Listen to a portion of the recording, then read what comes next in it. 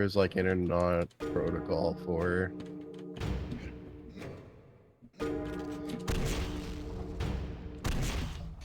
The good old internet protocol for, and there's like internet might as well protocol start the 8. stream anyway. Give me a sec. Okay. Okay.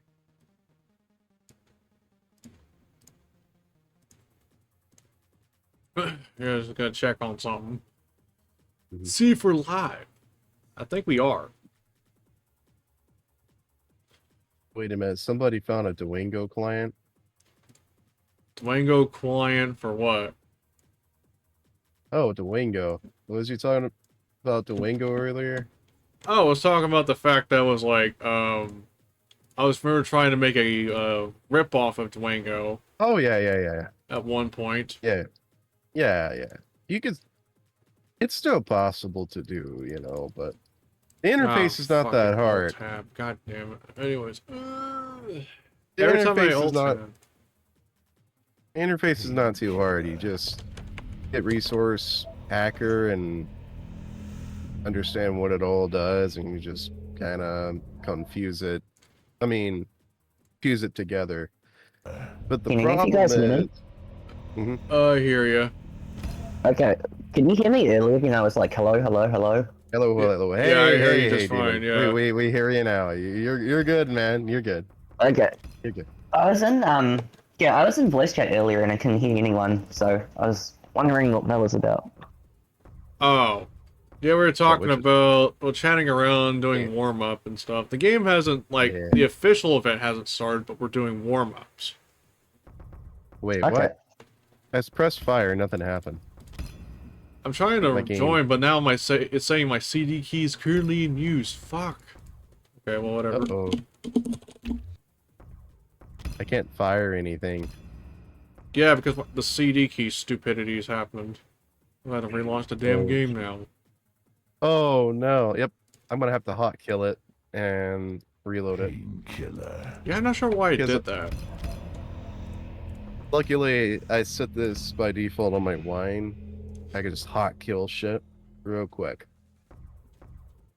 I mean, I used to use Windows, but you already know the story, man.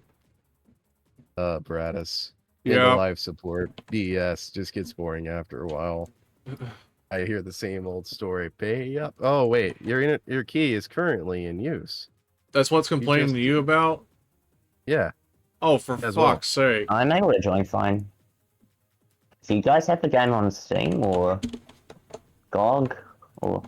I got like this thing from ModDB. It's like a light build. Actually, give me a second. Let me just copy this over here. I'm gonna try trying to see if I can fire up the Steam release instead. If it does end up being the case, I might as well I think there might be a guide somewhere that someone put up here that could overcome this problem. I think it's somewhere. Let me find it. Hey, maybe later. You just changed yours. Sorry, okay. Go ahead. Well, Oh, right. You can use any number or letter. Just keep the format 4 letters or numbers dash 4 times. Okay, I got it. Just come up with some random ass number, and there you go. I can probably come back. Yeah, help me figure out how to do CD keys with this game. I'm not very familiar with the structure. In options, if you go to, I think it's one of those. So I just changed the last few digits of the product key to anything, right? Yeah, I'd say try doing that. It's in player settings, CD key. I'd say just try and change it to something random. Yeah, make sure it's 4 letters, dash 4 letters, dash 4 letters, dash 4 letters. Options. Is it controls? Multiplayer player settings. Player key. Oh, it's kind of blank. I wouldn't really know. Well, the format you need to mind, but also it's you can put any letter or number. Just make sure it's format is 4 letters per dash, 4 times. That's right. What IP am I connecting to? You guys are The playing right event, yeah, we're doing like a warm up, but the if you saw the announcements, the announcement of the event should have the IP in there. Usually, what? Akage.dns.org. yeah. Give me a sec. Someone's Alright. knocking on my door. Tick tock tick. I'm sorry. Oh man, I gotta lay off this damn sugar, man. Or coffee. Oh yeah, either here we or. go. Here we go.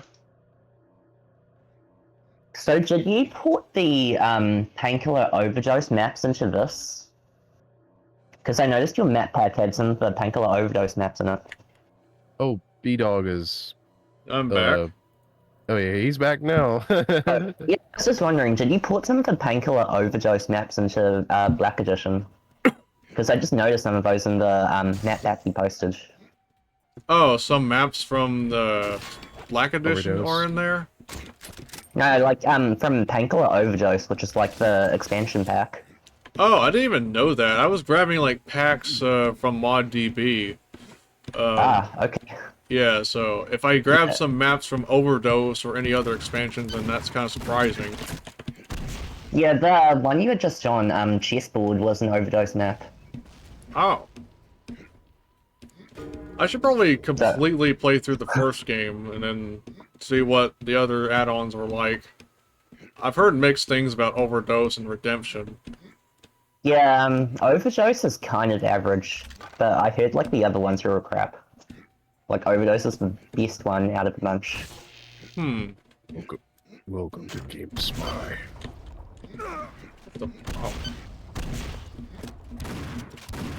Yeah, this I don't know game if it's was my on. ping, but there is like a horrible delay when I try and fire my gun.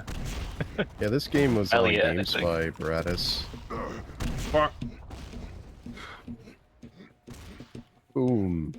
So, hell, but an arena shooter? You mean modern Doom? I am then shot 93 times.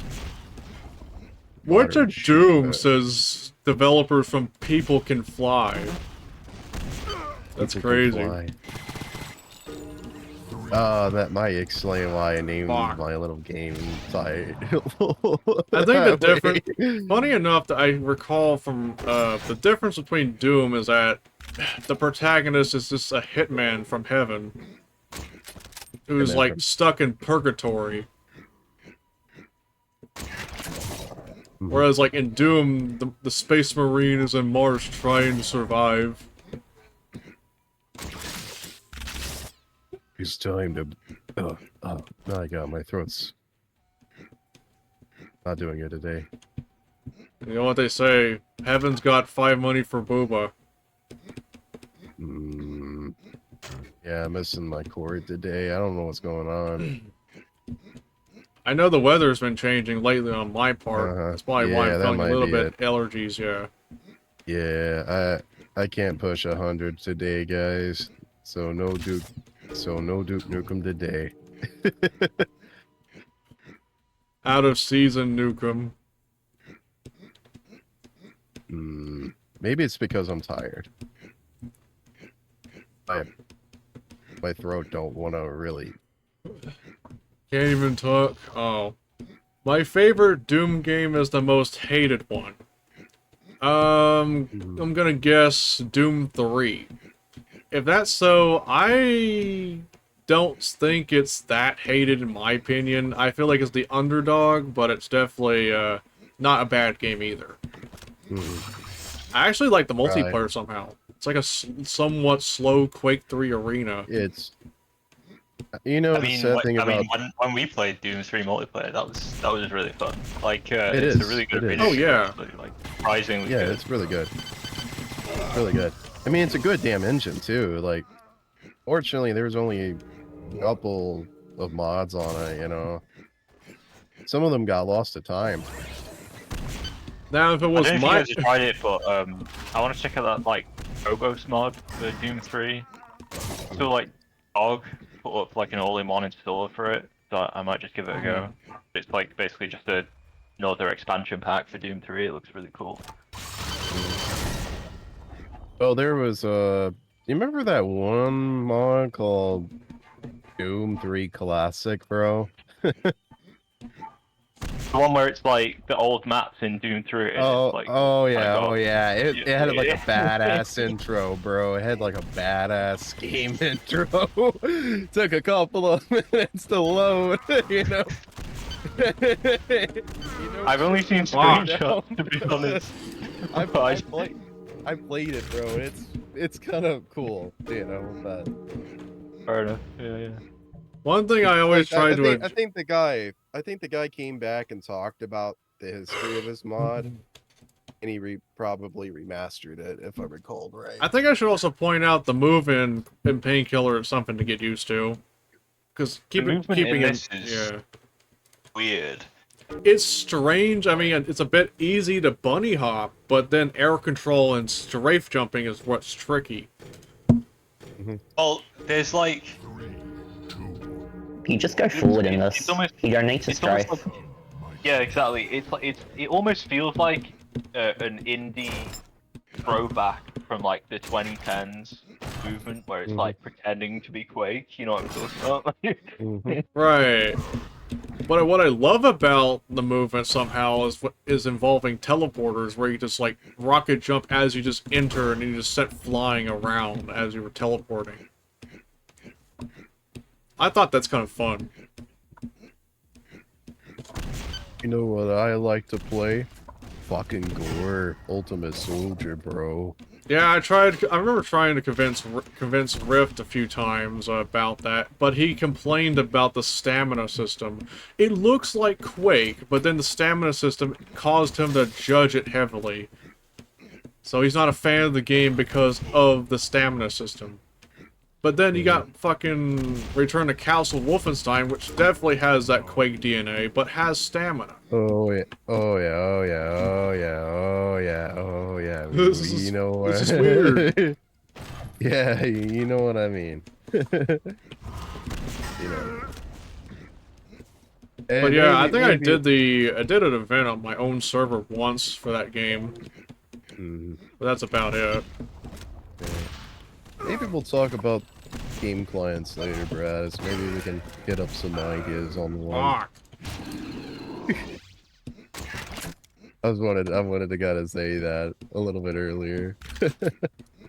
There's a Quake chess mod, I think, that looked pretty neat. I'm not sure if you know about that one. What mod? I like chess for Quake 1. Chess? It's like, yeah, chess for Quake 1. That's for Quake. Huh. I think it's called like QUESS. Oh, a chess mod for Quake, eh? Yeah. haven't tried it. I remember that one. I remember, Yeah, 'cause I remember that one. I saw it on my I Wiki remember somewhere. like I know Quake 2 had a Q-Pong mod. Oh, where it's yeah. just basically I know that one like too. yeah, I think I played it once or twice. I've been screwing around What with... tracker music am I playing here? Yeah. Quake 2 is also pretty cool for modding.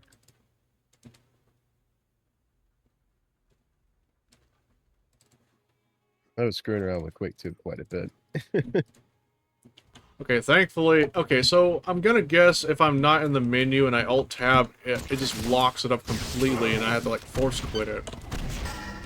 I don't know if that's the case, For me. but luckily for me, I was on the main menu when I alt-tab, so it works just fine. I could be wrong though. Works fine. Alt-tabbing works fine for me. I mean, Do I you guess, have PK Plus mod by any chance? yeah, I'm using that. Yeah. I had to configure it in a way that makes it look like the original to some degree. Yeah, I know. It's not hard though. It's just a few settings you have to revert. Oh, right. Like, I don't like the bright skins they have.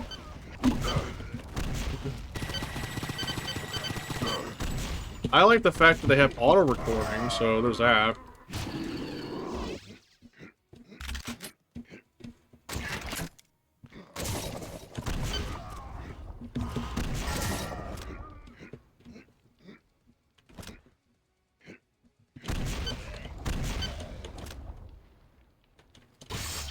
This reminds me. This machine gun reminds me of Unreal Tournament 04.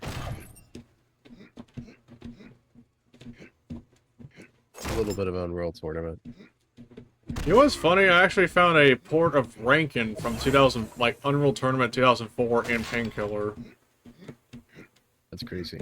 Yeah, and there was also a conversion of the campgrounds from Quake 3, but the fucking jump pads were just jank, or wasn't, like, done correctly, so now I'm, like, I have to, like, bypass having that on the server, since the jump pads were just not configured somewhat correctly for Painkiller's movement. Oh man, would it be cool to see jump pads in one of my Godot games, bro? Oh man, imagine One of just your jump games. padding. Yeah, just jump padding around. I think I always Steve have was plenty of interesting ideas I can come up with for Quake modding.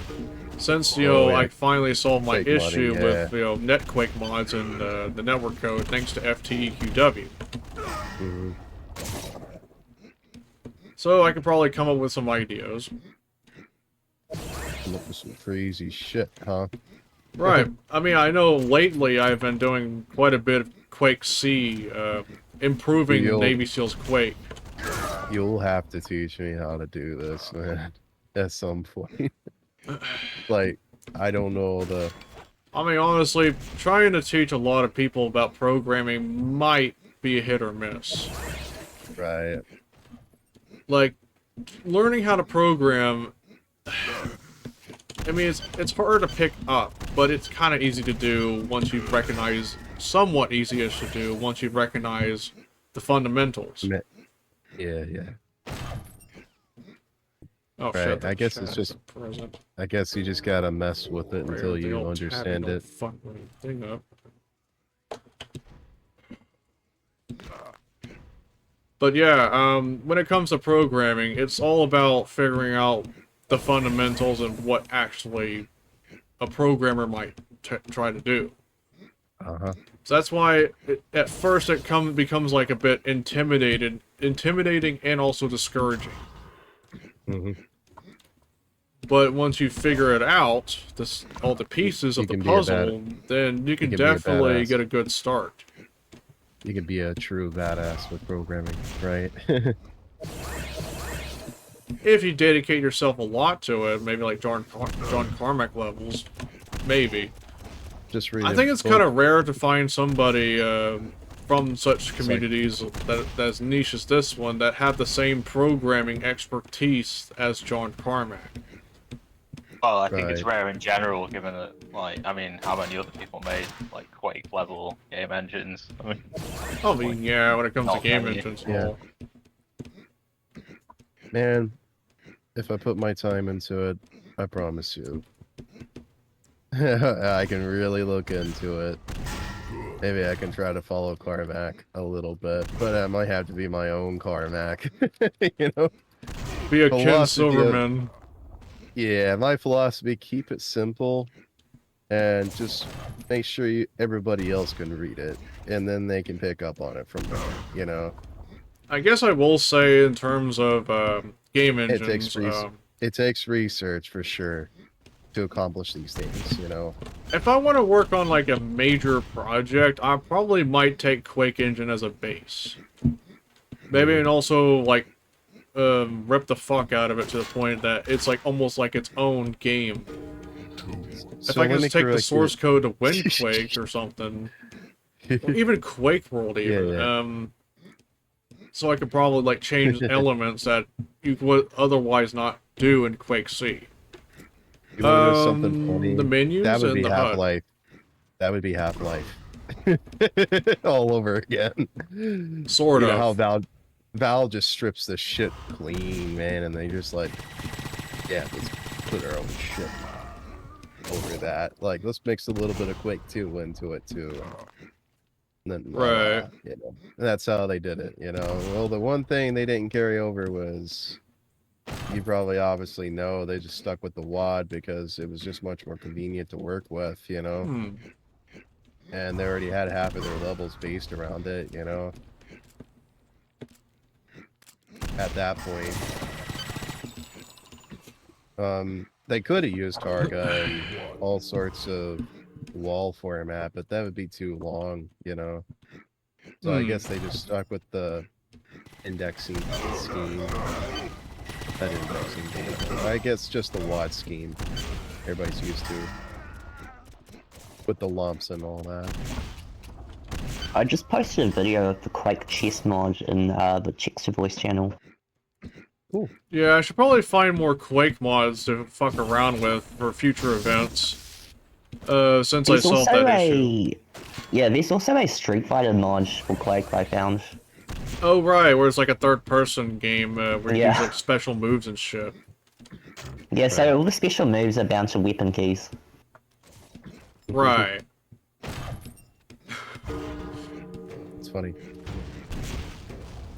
I was screwing around with Imagine you someone too. going overboard and trying to make a pro wrestling game in the Quake engine. I screwed around with Q2 a bit and just did a little Duke Nukem like mod. Where, you know, you just have like some of the, you know, pipe bomb and Duke talk and stuff. But yeah, I gotta really take my time with that, you know. Having trouble just getting that pipe bomb to throw correctly and detonate correctly, you know. Because when the model pops, it comes in too soon and just blows up right in front of you, you know. And there's got to be like a delay trigger somewhere to kind of hold it back. But I gotta really look into that. Then I got like a Devastator that shoots 2 rockets. Oh, I got someone with that grenade launcher. Stake gun with that grenade launcher add-on to it. I find the weapon design in Painkiller to be pretty interesting. Fuck.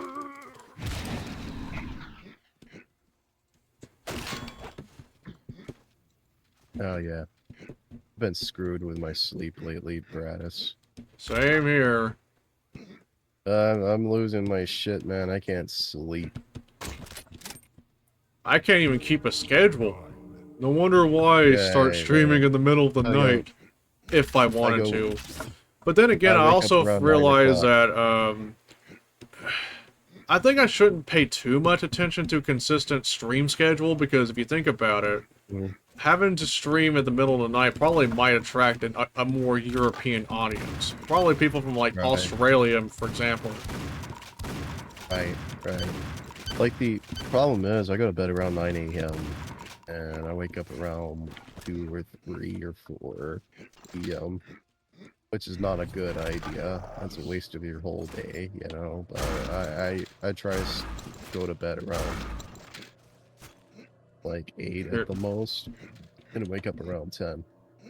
Oh. I still struggle a little bit leading shots with the stake gun. Oh, it's very difficult. Oh yeah, but it definitely deals plenty of damage. Yeah, when people play competitive Painkiller, the only time they really use the stake gun is when they knock someone up in the air with the rocket launcher, so you can predict how they're going to move when they come down.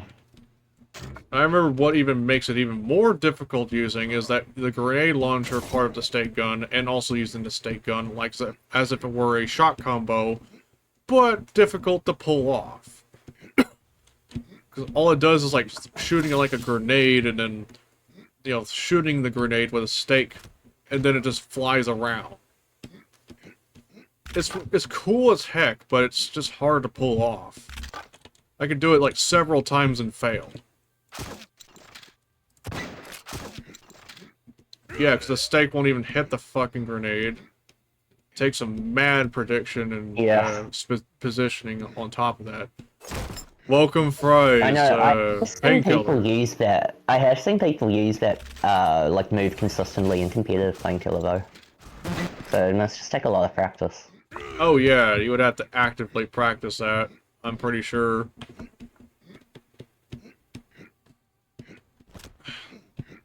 Hey. I gotta wonder if anyone's ever played Straftat before, because I've heard a lot of interesting things about the multiplayer for that. I'm back, by the way. Welcome back. like Straftat is Straftat peak. Indeed. Oh, nice. It's like this cool 1v1 or whatever, like arena shooter thing that just came out. Is it free? Or is it like a couple of bucks? I don't know. It's free. There is some DLC for it, but that's I bet it's optional, so to even get the core experience. Damn. Dethrone that other guy. That's crazy. Oh yeah, I remember this YouTube chat having a rank system. So if you chat more often, you're pretty much just ranked.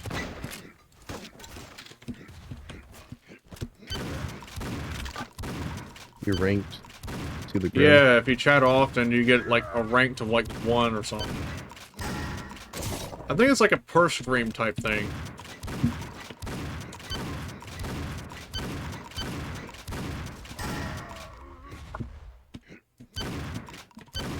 Alright.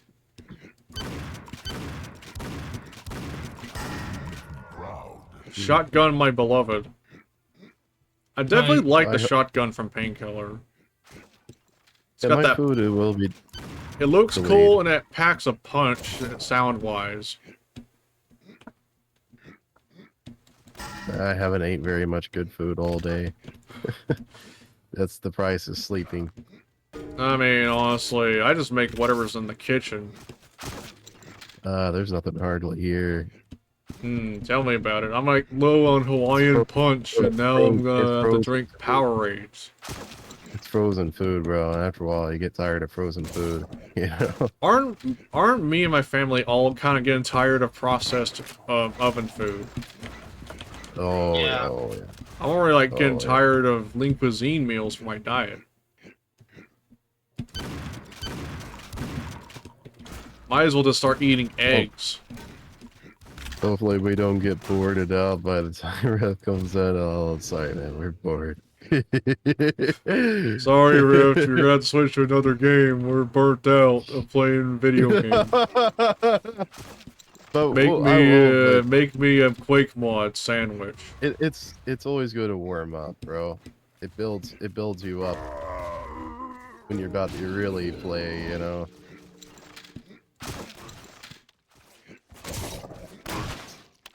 Oh man, I just killed how many people? 3 people. And I Ah, am close to everyone. spooky in terms of scoreboard.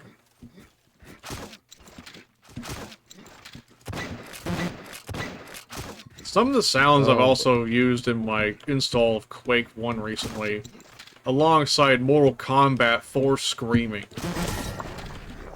I'll be honest with you, I never really touched this game, but I'm still doing okay. I barely played the multiplayer. I guess last time I did, I got my ass smoked by a friend of mine. He probably knows more about the game than I do in terms of mechanics. So Like I much said, I'm like money and, so used to Quake 1's movement, if anything. so much for 2011 too, man.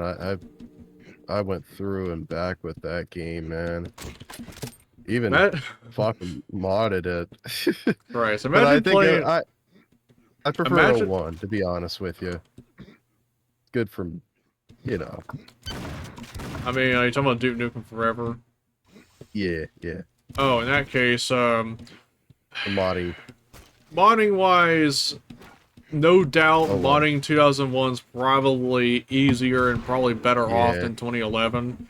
Mainly Right. because the only editor is kind of unmaintained broken mess. You have to Yeah, the- heavily rely on 2001's editor to even get anywhere making a level for 2011. Mhm. And the process is not practically straightforward. Kind of discouraging and kind of easy to burn yourself out. Yeah, like, the sad part is, man, is... I mean, I did work on a couple of levels with the broken editor a little bit. I managed to chew a Ow. lot. But after 3 or 4 levels, I said, okay, I had enough. Going back to 01, and then I started really handling 01 pretty well. I mean, yeah, if you can handle mapping for like Unreal and Unreal Tournament, I can imagine you probably doing pretty well making maps for DNF 2001. Right, right. And also, me just augmenting parts of levels and adding new sections too, bro. It's kind of a fun experience. Ow, fuck. You kind of learn the editor a lot quicker too. You know, just placing down entities and all that beautiful crap, you know. And you just have to look at some of these functions and you gotta think, oh, which function did this in the game? Oh, it's right here, you know. Let's put that in this level, you know. Let's put that one in that level, you know. Ow. I am so used to pressing like strafe left and right keys when I'm trying to move. So I'm like, oh wow. Yeah, I'm muscle playing pretty memory well. definitely giving me disadvantage. And let's just have controller support. I mean, I remember Painkiller getting ported to the Xbox, which, to my fucking surprise, came out in 2006. A year after the 360 had already come out. You would think this would probably get ported over to the 360, but no, they chose the original Xbox, funny enough. I wonder if they did that because they knew it was backwards compatible, right? So people on. I guess that would also make some sense, I guess. I mean, I guess if that's the case, then I guess that's fair. I mean, you normally would think new titles would start, you know, getting their own 360 versions. But I guess that's cool on them if they literally kept that backwards compatibility in mind. Funny enough, I've heard it's like a mixture of the main game and Battle from Hell, or Battle Out of Hell. I don't know what it's called. I mean, it might be called Battle Out of Hell. I think it's called that, yeah. Yeah. So it has some of the more demanding levels from the main game removed and like replaced with Battle Out of Hell levels. Huh. 3, 2. But some of the maps still run like dog shit. My children. So this map is also from Overdose. Oh. Interesting. So funny enough, my earliest experience with this game in general, I have two actually. The main part is that I didn't know what the game was called, but I found the demo of it off the Xbox cover disc that was laying around the house. So I remember growing pretty fond of it because over there battling a gigantic boss, that's something that's kind of unheard of from me personally, because I'm like kind of used to like giant bosses that, I mean, Quake had their own final boss looking pretty huge. Shambler's about on par, but I wouldn't call it a boss. But then you have gigantic Godzilla-like boss battles that it was kind of unheard of for me at the time. So I was like, oh cool, this is nice. Then years late, I guess a few-ish years later, I remember for one of my birthdays, I got like Painkiller Special Edition, which from what I've heard is like a rather OEM, I guess I'll call it an OEM version of the game. The only difference is it has like half the levels somehow, or just part of it. Lacks multiplayer in the cutscenes for it. But it does throw in a bunch of awards and they ended up having. So I remember I remember installing the game on my shitty Celeron PC without a graphics card, and I remember being so upset that I could not run it. So, and then finding out, to make matters even worse, I remember my dad tried it out on his laptop, which had like I guess it had an AMD built into it, graphics card. And it ran just fine on like my piece of shit Celeron with Intel, I think it might be Intel GMA or something. I believe. That might be why the game just didn't run. Or couldn't bother running. I guess it somewhat changed when I had, begged my parents to buy me a graphics card or try to help get my game, Unreal Tournament 3 years later, when I got it off of a store. The game wouldn't run, so I basically told them I needed something to get it running again, and apparently that's when it led to technically my first video card upgrade, or graphics card upgrade to any PC in general. I went from an piece of shit Intel graphics to like GT430 from Nvidia. I could run Unreal Tournament 3, yay, and I could probably just run Painkiller as well.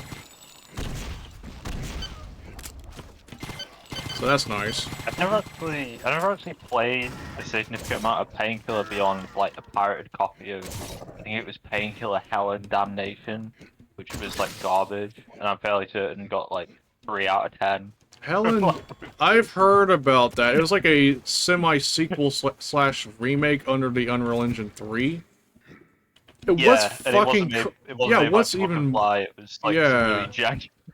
What's even more fucking cursed is that, knowing myself, John St. John, of all people, voiced the protagonist, Daniel Garner.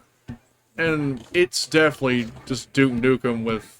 It's basically as if Daniel Garner just fucking got a voice transplant with Duke Nukem himself.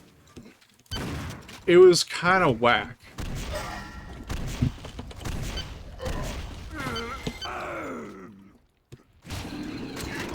It was just wild, actually, now I think about it. I mean, yeah, but then again, John St. John also voiced Postal Dude as well with Postal 4. I mean, it sounds about less Duke Nukem than you can get, but the DNA is kind of still there. His voice is just so unique that when he tries voicing some other characters, chances are it has that Duke Nukem energy to it.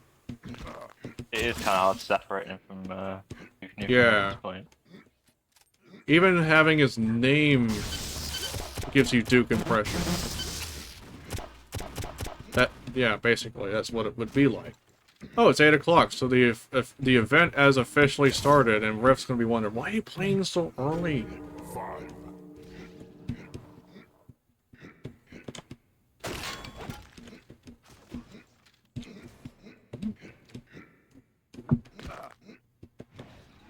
I mean, I just joined to test if my game was working, but now I'm just straight up playing it, so...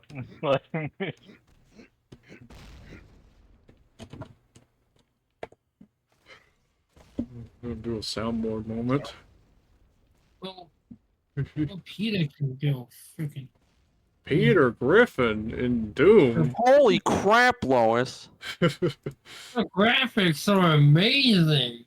Wait, hold on. Net error. Your CD key is currently in use. Oh yeah, I should probably point that out. You can basically have to change it, but the good news is, just like Gore Ultimate Soldier, you can use any letter and any number as long as the format is just about the same. 4 letters or numbers per dash, like 4 times. Oh, so I could just put fuck, fuck, fuck, fuck.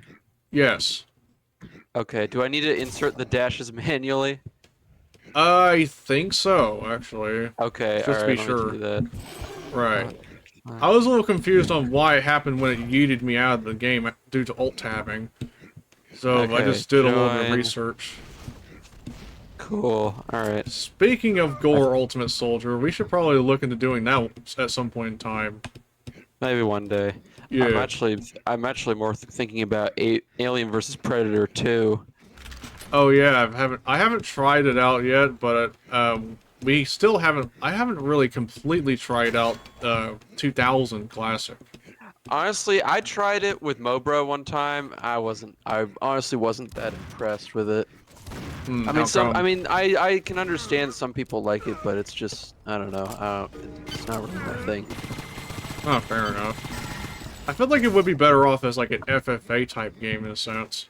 This map kind of looks like if Kingpin was made in 2004. Funny enough, I was told this was a map from one of their expansions, Overdose.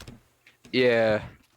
Yeah, that's a thing it has. Right, and I didn't even get a copy of Overdose, and I didn't realize this was a map from Overdose until I was told. Well, I mean, Overdose, that comes with Black Edition, doesn't it? No. Really? It comes with Battle Out of Hell, but it only just that. And that's not on GOG or anything. It's on Steam. I think it's on Steam. What the fuck? Why is it not on GOG? That's dumb. Beats It me. might be. I will also point out that, there was also Special Edition that I just recently brought up, because I remember getting a copy of that many years ago and being very kind of upset by the fact that it wouldn't run on my shitty Celeron PC with Intel graphics. However, it worked on my dad's laptop at the time with AMD Radeon built into it. So... Now, the difference with Special Edition, I've heard, is it lacks multiplayer in the cutscenes, and has, it's like an OEM version, but without the multiplayer. They shouldn't call it a Special Edition. I don't know why they do It's like that. the Star Wars Special Editions, where they just make the film worse. Yeah, I guess you can call it that. Heck, even Unreal, when it had OEM shareware builds, I think they started calling that Special Edition. Special Limited Edition, and by limited edition we mean the gameplay is more limited. The content is limited. It is so special, it's just so incapable. It's just worse. It's like a fucking version of a game, but on disability, even. Oddly enough. Brian, you're disabled. Real. But true.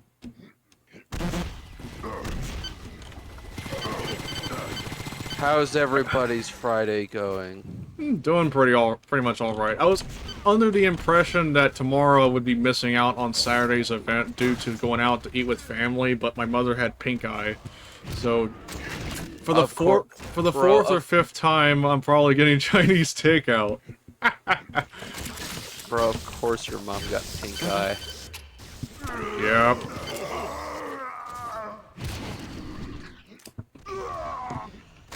Yep, definitely gonna start washing my hands like every 30 minutes to an hour to prevent myself catching it. Yeah. Fuck. Spooky winning video game. How does it feel? Both you and Demon said CMD update stats all in.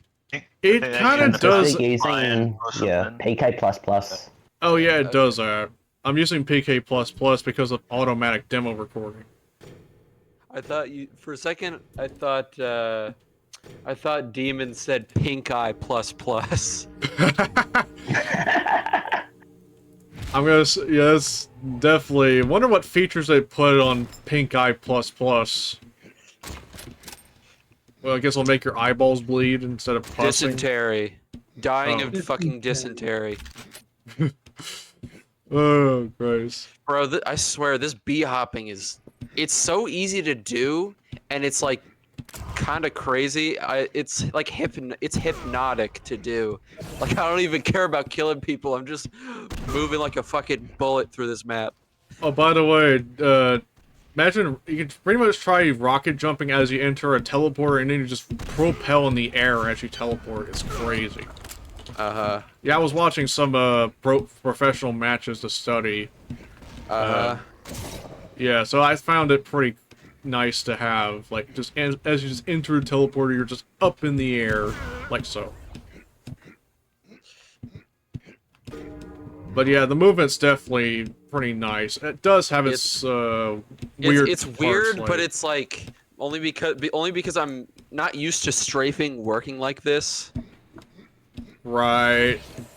Even like any game. Yeah, even in combat, I struggle a little bit because I'm just so reliant on dodging, full bunny hopping in a sense. Strafe running's also just strange. I mean, yeah, no. I mean, strafe running is just kind of non-existent in this. Yeah. Then it kind of begs the question, how would Quake play like without fucking strafe running? It is only bee hopping. Just Doom with like jumping. I guess. I don't Doom with fucking just Doom 2 deathmatch with bunny hopping. Now that'd be quite an alternative reality. That's Quake Champions Doom Edition. I guess, but I know Doom Edition brought back the Quake movement somehow. Yeah, I guess. All right, I'm back this time around. Possibly Yeah, with I the bet. strafe running along with it. the so- event already running right. Yeah. Right, It's as of now. Cool. Cool. Yeah, if the event was Yeah. not running and still at warm up, Rift wouldn't be here at the moment. So my Model M has kind of been stuck in the mail for a while, and like for a few Oh. days, like I wasn't getting any status other than it had been delayed. And the thing was, the thing is Yeah. from the thing I bought it. It was coming from Alabama, and then I finally got a status update on it today, and for some reason it's in Dallas. Which is further away from yeah, I've been hearing some weird stories from other people and their packages going around in places. Even Trevor told me about it. Like recently. It's been like that for like months, I think. I don't know if the politics in the U.S. have anything to do with it or not. Well, I mean that but it's would been speculated probably in a only sense. that would be more if it was international because of tariffs. But weirdly enough, I mean, I bought a Voodoo 3 from Ukraine, and that got here fine. I mean, it was probably more expensive than it would have been. I mean, yeah, Right. international shipping and all. Well, I mean, Oh, I mean that and tariffs. I think I probably Oh, bought yeah. something from that same guy. I So the bought, 3000 one, bought right? a, what was it? Fuck, The what's 3000 Oh, Voodoo? I bought a Vortex 2 from some guy in Ukraine. There's like some guy over there that's just like. It might be the same guy. Who knows? Yeah, it probably is the same guy. Huh. Did you get 3000? Sorry. Or... Yeah. Did you Also, get a 3000? Spooky, your mic's a little bit quiet. Oh, sorry, hang on, let me, Mike. Did you get the? Did you Karios, get the yeah, your 350 mic's or still 3000? quiet too. You should Oh, probably sorry get like a about mic that. arm instead of like having it like Yeah. on your desk. I've considered doing that myself as well. It's worth I it, can trust turn me. up my game. Yeah, it's really worth How is that now? the buck to get a arm That's stand better. for the desk. Yeah, I'll probably look into doing that next year as well. For other Yeah, I have a reasons I dial. probably shouldn't bring up on stream, obviously. is I have a dial that any louder? microphone. I don't know. Yeah, that's good enough. Yeah. So anyway, what were we talking about? You got the what was Vortex your- 2 what from. voodoo what's your card? 3D What voodoo Oh, what card did voodoo? you get? Oh, it was the Yeah, what- 2000. I got that Oh. a while back. Oh, then I yeah. Yeah, and I gave Brian my old Voodoo 3 1000. Yeah, which is Yeah, a my velocity, friend, of course. And Well, it I've- might be yeah. a velocity or it might just be a standard Voodoo 3 1000. I don't really know. It's kind of hard to tell them apart. Mhm. But I know it was like a Right. gateway OEM card. So, well, velocity was actually the OEM version of the Voodoo card, believe it or not. I don't recall if Voodoo 3 cards were like supplied in OEMs, because I thought it was more like a retailer type thing. well, no, there were. Well, I mean, there was. I mean, the Voodoo 3 and the Voodoo 3 1000 and the Velocity are basically identically spec'd. And I mean, yeah, except the velocity was actual, more, like on the like when you boot up with my card that I have or that I gave you, the card's BIOS will say Voodoo 3 1000. It won't say Velocity 100. Interesting. So it might just be a Voodoo 3 1000. I don't know if the Velocity 100 specify that they're a Velocity 100 in the BIOS or not. But I mean, they both have the same like TMU situation where you can do the registry hack that enables both TMUs. I've heard one of the other differences that I've heard about between the OEM and the retail Voodoo 3 is the RAM. Well, yeah. Well, that's the Voodoo 3 1000 and the Velocity 100 both only have 8 megabytes of RAM as opposed to the 2000 and higher that has the 16 megabytes. Oh, interesting. Which is why I upgraded to the 16 megabyte card because I wanted more VRAM. Which I think for those later games like 1999, 2000, that is kind of the difference maker. Yeah. if you really wanted to I go. mean, for most games though, like you know, like 1999 and older, as long as you have a fast CPU with it, you can get some pretty decent performance out of it. Right. I mean, I've been doing pretty well with the Voodoo 2 as well, so the Voodoo velocity would be about a bit better than the Voodoo 2, despite the RAM being about the same. Yeah. I mean, I think they might be similar because I mean the Voodoo 2 has 12 megs, right? The Voodoo 2, some models have 12 and some models have 8. Does yours have 12? I thought it did, but for some reason the BIOS or Windows would detect it as like 8 megabytes, so... Okay, so then, yeah. But I guess I will say that SLI would... I don't know if that doubles the RAM, but it definitely improves performance. You know what? I actually don't know. I don't really know how Voodoo SLI worked. Well, I recall that a Voodoo 3, I'm not sure which model, it would have the performance, the same performance as like an SLI Voodoo 2. It just in one card. Okay. Then you got the later ones, the Voodoo 4 and 5. Which Yeah, came which out are during a really time expensive. period. Yeah, it also came out during a The time Twilight period. era. Yeah.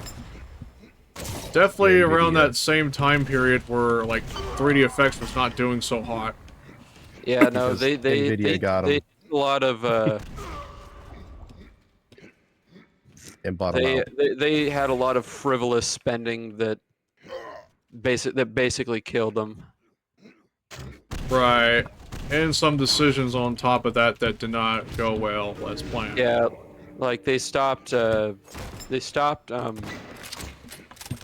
licensing out their cards to other manufacturers, and they decided to just manufacture themselves since the Voodoo 3, and I think that was a huge detriment. That was the wrong move, but You know I what's think funny they- actually is that it's good that NVIDIA did that for other manufacturers. yeah, I was about to bring that up too, because you remember like nowadays AMD and Nvidia has like third-party manufacturers. Yeah, like, that's still a standard practice today. right, which is pretty cool. Yeah, and 3D effects was even doing that when it was like during the Voodoo and Voodoo 2 era. So yeah, I could definitely see why Voodoo 3, when they started manufacturing them themselves, definitely became a detriment and definitely be a contributor to why 3D effects flopped. I think NVIDIA. I think that's probably the biggest reason. Like, Right. I mean, besides like their irresponsible, budgetary habits. Right. I'll say, yeah, that decision was definitely the biggest contributor of all. Whereas, they definitely had a bit of a burning out with Sega over the Dreamcast. So that's why the Dreamcast had Power VR instead of, Glide. Ah, The Dreamcast did Power VR. I think it did, or it was something else. I think they went to NVIDIA. No, that was Xbox. Xbox was NVIDIA, yeah. Yeah. I don't know which, I think AMD also had some, something with the GameCube, I think. I could be wrong. ATI. I know. ATI, yeah, back when it was ATI as the graphics manufacturer. Yeah, I know. There was some ATI. I think they had a ATI graphics card in the Wii, because I remember seeing the ATI logo on the side, imprinted on the side of the Wii. ATI was pretty heavily used, and I remember the Dreamcast it's claiming it was consoles. built on Windows CE. That's true. That's true. Wait, really? Yeah, I mean Seriously? they have the Windows CE plastered on the console design itself. I mean, it doesn't mean it'll run Windows CE as the operating system, but it does definitely has its power with it. That's probably why the Dreamcast has the best port of Revolt. Yeah. It just borrows from the PC really smoothly. Funny Bro, enough, I mean, I can imagine somebody finding out the Xbox and when it was coming out and they hear that, oh, it's using PC hardware, and they'll be like, oh shit, it's a console that can run Windows on, and then you get disappointed when it comes out and it's just like, oh, it's architecture-wise. Architecture. Yeah, Yeah. they're running 2,000 I mean, I guess under you the hood. probably could, with a bit of fuckery, get like Windows 2000 or something running on it. Oh, that's what it was. It is running bare bones. It would be kind of amazing if it did, but I have yet to see someone pull that off, aside from using something like QEMU or something. I mean, let's see. I mean, the Xbox runs a Pentium 3. Right? Yeah. It uses 700. like a somewhat modified version of it, which is Okay. fucking crazy considering despite using such a similar PC hardware, it's one of the Xbox is like, emulation-wise, it's just hard to run. Or Well, not yeah, even because- well maintained either. Just like, it's rough. Well, I mean, Xbox emulation is back in the- maintained. It's just like very. Yeah, I think I back used the then. wrong word, yeah. yeah, I was it's- about to say it's rough still. I mean, it's improved over the years. I'll say for certain. It's just the nature of accurate x86 CPU emulation. That's a Yeah, pain in the unfortunately. Pentium 3 is a pain in the ass right now. That's why I probably feel like regarding like emulators like 86box and PCEM, they definitely do a good job at accuracy. The problem is we don't have an alternative that is like has the same virtualization as like VirtualBox and VMware, but those virtualization programs have lackluster support for some of the things that are needed for DOS games, such as Sound Blaster 16 or even having Glide even. I think They're the pretty good for state. Windows though now, right?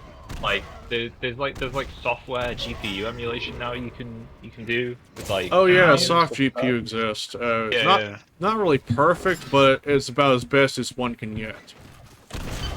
I think PC and I think x86 emulation, like outside of like DOSBox, is where, is now kind of where like, I guess N64 and PlayStation emulation were in like the late 90s. Like they were making progress, but like they still had a lot of hurdles they needed to clear. Top Super Dude, welcome. This game kind of has a Fortress Forever vibe for some reason. I guess I can almost see it. I haven't played Fortress Forever in like ages though. Maybe I you're talking can about the fact that absolutely everyone see is it. b-hopping. Oh, you can see it too, Riff? No, yeah, I can see the aesthetic a little bit because it's that mid 2000s HDified old school feel. Oh. I haven't played Fortress Forever in ages, but it was probably brief. Yeah, I haven't played it much either, but like from the little that I've seen of it, I mean I can kind of see it. They got a ton in like 2017. You know, it'd be kind of hilarious. Imagine if I What? just took Team Fortress Quake and modified it to just be deathmatch, just for shits and giggles. I mean, some Well, classes will probably be a little bit worthless, Ow. like the spy. But it'd be kind of funny. I feel As an like experiment. I feel like you probably could do that. Like I Yeah, feel you like there's can. probably like a built-in FFA mode. You just have to set the variables correctly. Well, Right. yeah, even if it isn't, I'll just take the code and enable it. Or bring Right. it there if You needed. just won't. you It just won't be play the full, as- it won't be the full purpose that Team Fortress was meant out to be. Yeah, it's kind of like Team Fortress and Counter-Strike are games that I feel like, I mean, Counter-Strike you could enjoy in FFA, but I feel like, yeah, you're not really getting the full Counter-Strike experience because it's really it's at the end of the day a team-focused game. Right. Now it makes me wonder if how Navy let's SEALs go. Quake would have played like under like team play rules. Honestly, I don't know. I think I mean, it would probably be Maybe- your typical team deathmatch, pretty sure, but the gunplay Honestly- is what I wonder myself. Bomb diffused. honestly, I feel like Navy SEALs had a single player, right? Oh, it did. Yeah, it does. It had a few missions you could play in single player. Yeah. Wasn't there a hostage mission? I haven't played all the maps, but I probably should out of curiosity. Because I feel like there was a hostage mission, and I feel like if, if what's his name, Gooseman decided to, keep going with Navy SEALs Quake, he probably would have put in a hostage mode. Right. There is an alternate universe out there, probably, where Counter-Strike, or the Navy SEAls turned into Counter-Strike and stayed on the Quake engine. Or that went would to be, Quake 2. Or yeah, maybe went to Navy Quake SEAls 2, 2. Maybe Navy SEAls 2 would have happened, and then he would have just probably been like, I mean, although I guess Navy SEAls 2 make- is just action Quake. Right, and then he would make. Well, you guys talking about like FFA not working in Counter-Strike Counter-Strike, and but Quake like 2 tons of people really like gun game, and that's basically just FFA. I love Gun Game. Gun Game is I know, it's actually so fun. probably, I I think still of boot like up the CS classic. Source to play gun game. What'd you say? I still boot up CS Source every now and then to play gun game. It's Yeah. still a I'm bang. trying to remember what's the difference between gun game and the original game type. Gun Game. Okay, so Gun Game is, it's like, you basically you get kills and it levels up. You have to get a kill with every weapon, and then the last weapon is usually like a knife or something, and then you kill that. Then you get a kill with that, and you win the game. Oh, interesting. So basically your objective is to kill anybody with all the weapons. Yeah. It depends on the server. It's like TDM or FFA. Yeah. I know there's a Kingpin mod that does this, but I feel like it doesn't really lend itself well to a game like Kingpin. It's better with a game like Counter-Strike, where you have a very large roster of weapons. Yeah, it looks really nice with like the fast time to kill, because it means like every gun is kind of viable against each other, right? So even the guys on low. According to Top Super Dude, regarding Fortress Forever, I think it's the Source-esque graphics and bunny hopping. I mean, yeah. Says here, nobody plays it anymore, sadly. I haven't seen very many activity with Team Fortress, but then again, well, except for TF2, obviously. I don't think that's going away anytime soon. TF2 is. Want to know something awesome?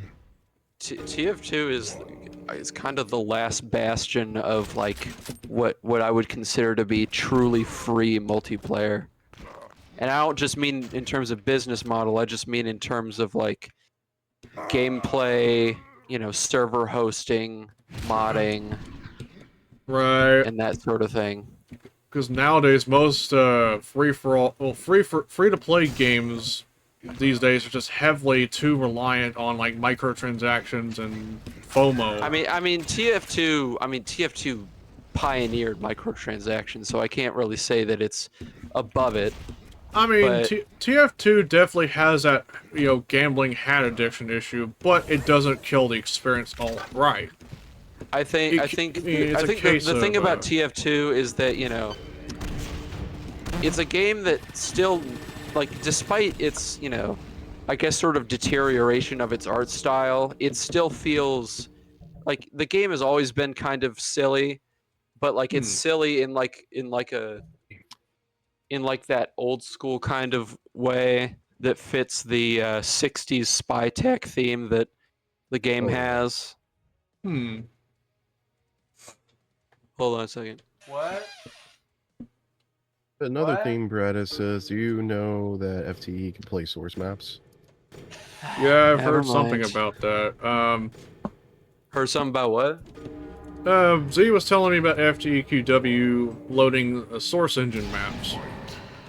Honestly, I don't know why they're trying to merge like gold source and source into like FTEQW, because that's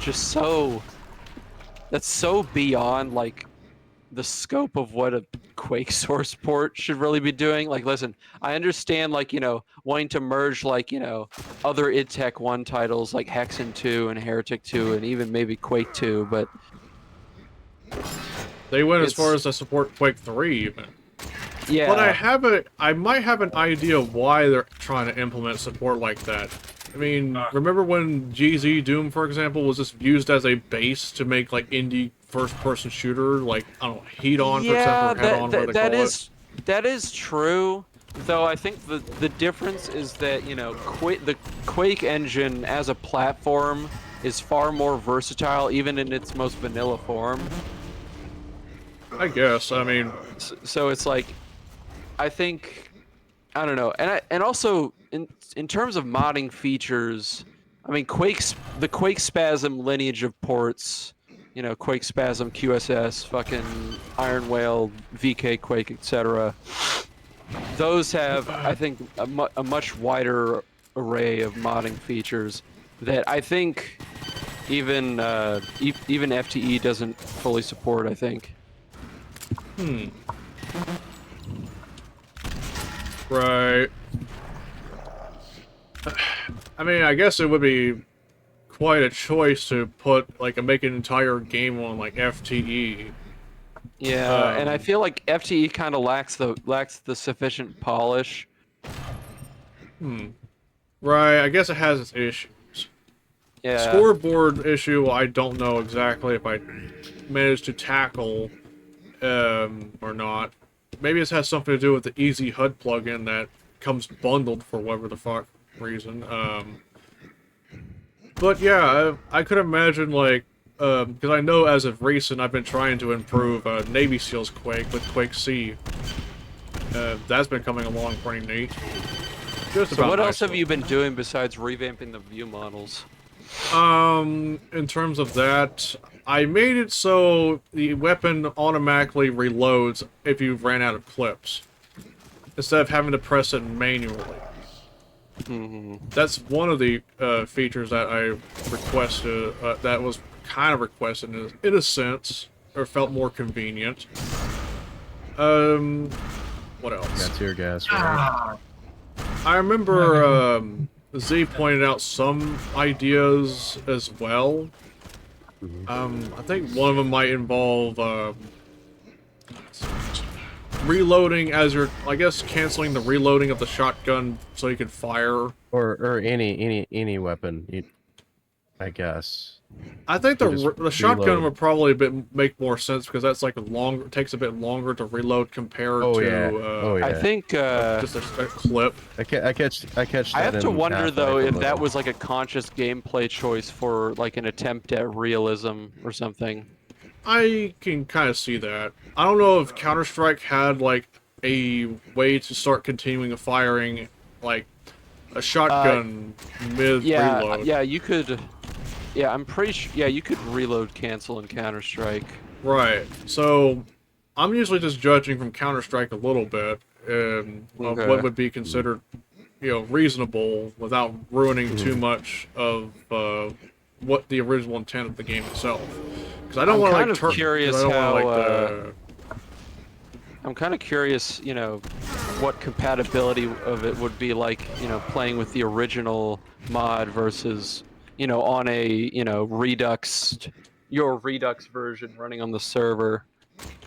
That is something I'm kind of a little bit curious about, but even then, I feel like, due to all the, I guess most of the changes I might have ended up pulling might be unintentionally client-side as well, so I could imagine some issues. Okay, so yeah, you'll probably want to, establish it as a separate mod, make sure it's a different directory name. Oh yeah, I probably might end up doing that to avoid confusion. I was originally calling it Navy SEALs Extended, but I had contemplated whether or not I wanted to make it its own original thing instead of just being a full-blown patch, unofficial quality of life type patch for Navy SEALs. Well, I mean, if you want to make it your own thing, like what else would you want to add? That would be a good question, because I have also considered ideas of, like, making new weapons for it, like additional weapons. Well, what kind of weapons would you want to add, do you think? Well, there might be some weapons from Counter-Strike that, might be interesting in Navy SEALs out of curiosity. I mean, let's see. Did they ever, I guess, maybe, like, put a Spaz, AK-40... I don't know about Spaz, but Spaz might be something interesting, but... Yeah, that would be a good, well, let's see, there's... Because I know there's already a shotgun, yeah, the Mossberg. The auto shotgun. Yeah, the auto shotgun, the Mossberg. I know there's 2 sniper rifles that I found out, which is the Barrett. Hold on a minute, guys. Be right back. The Barrett, yeah. Or Barrett, yeah. I always call it Barrett because of the Beretta. Yeah, those are unrelated. Yeah, it's a handgun.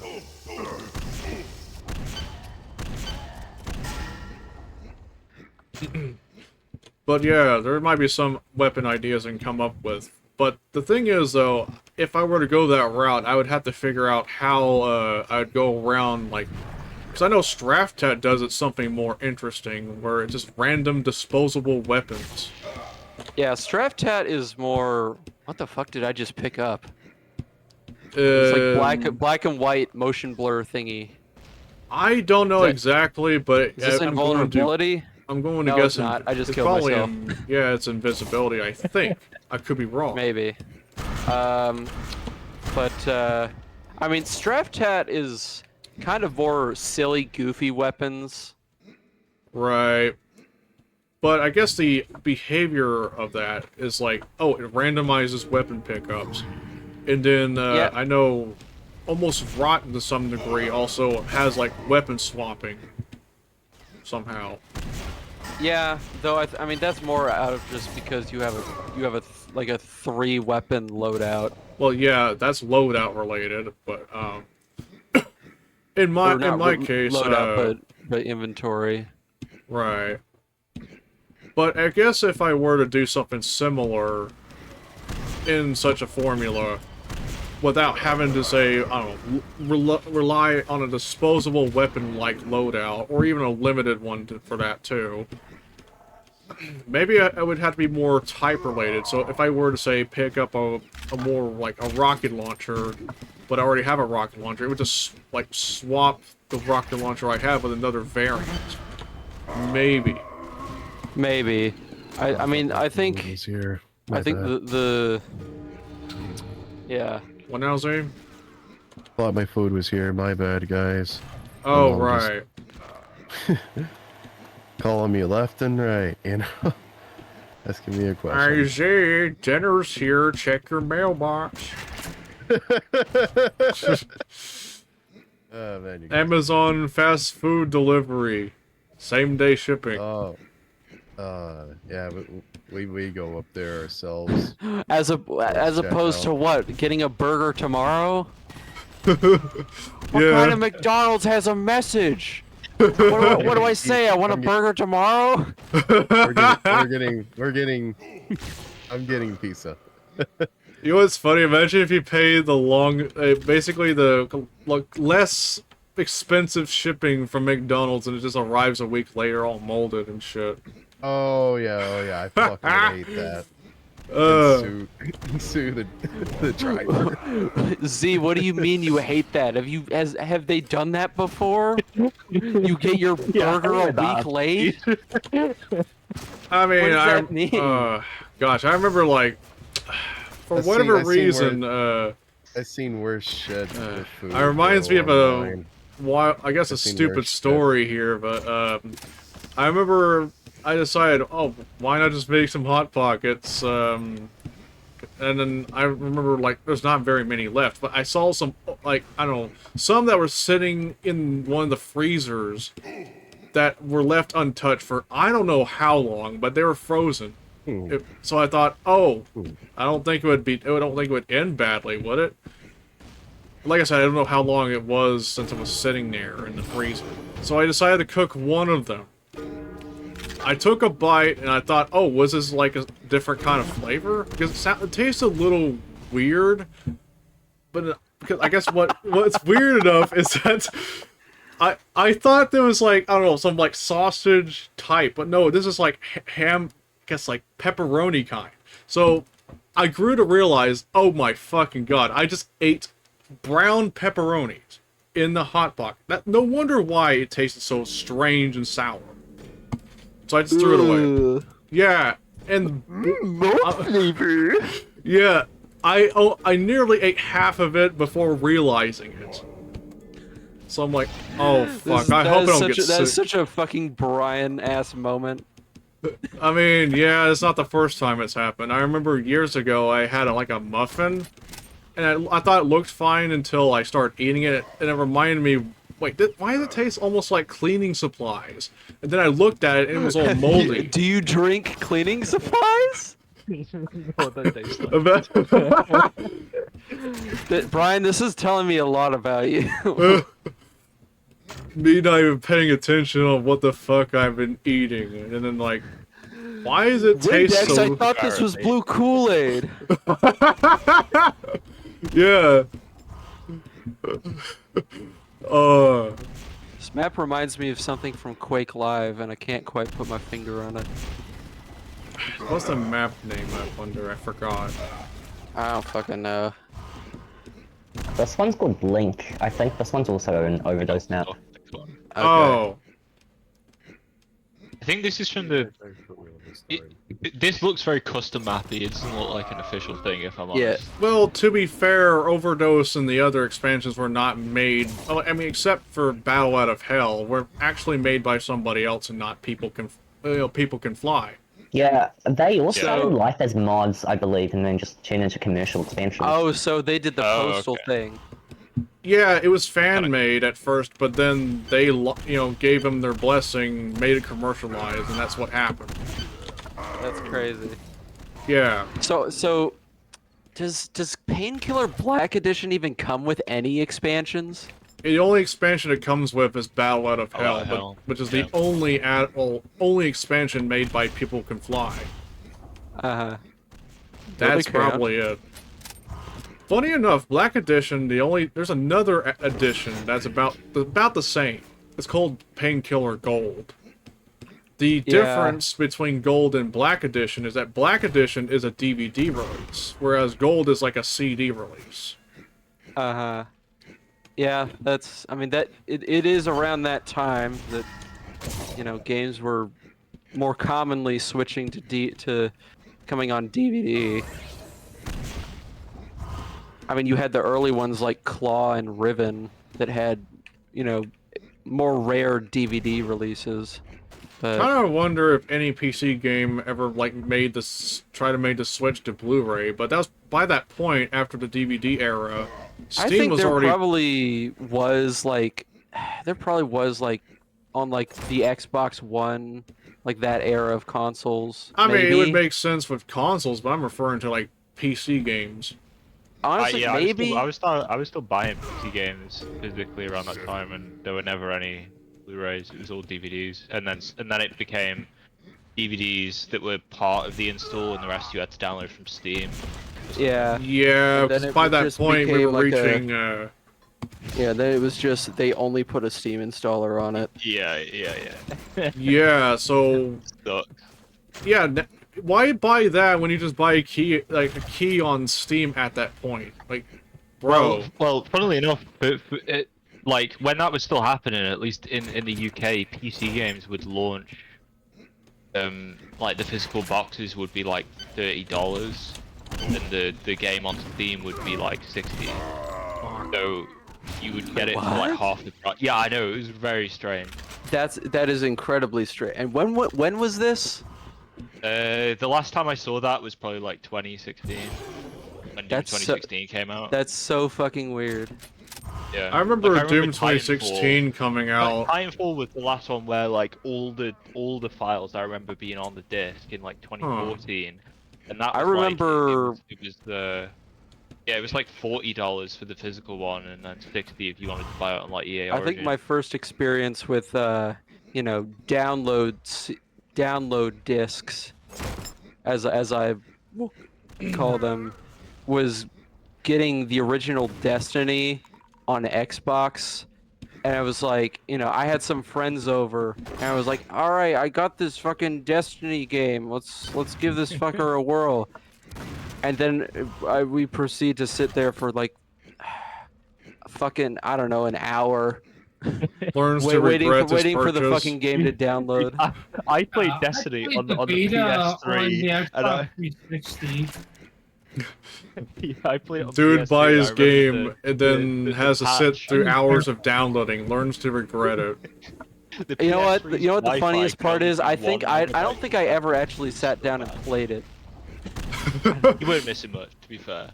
Yeah, no, I've played Destiny 2, and I really hate that I did because I got it. My friends made me get it before it was free.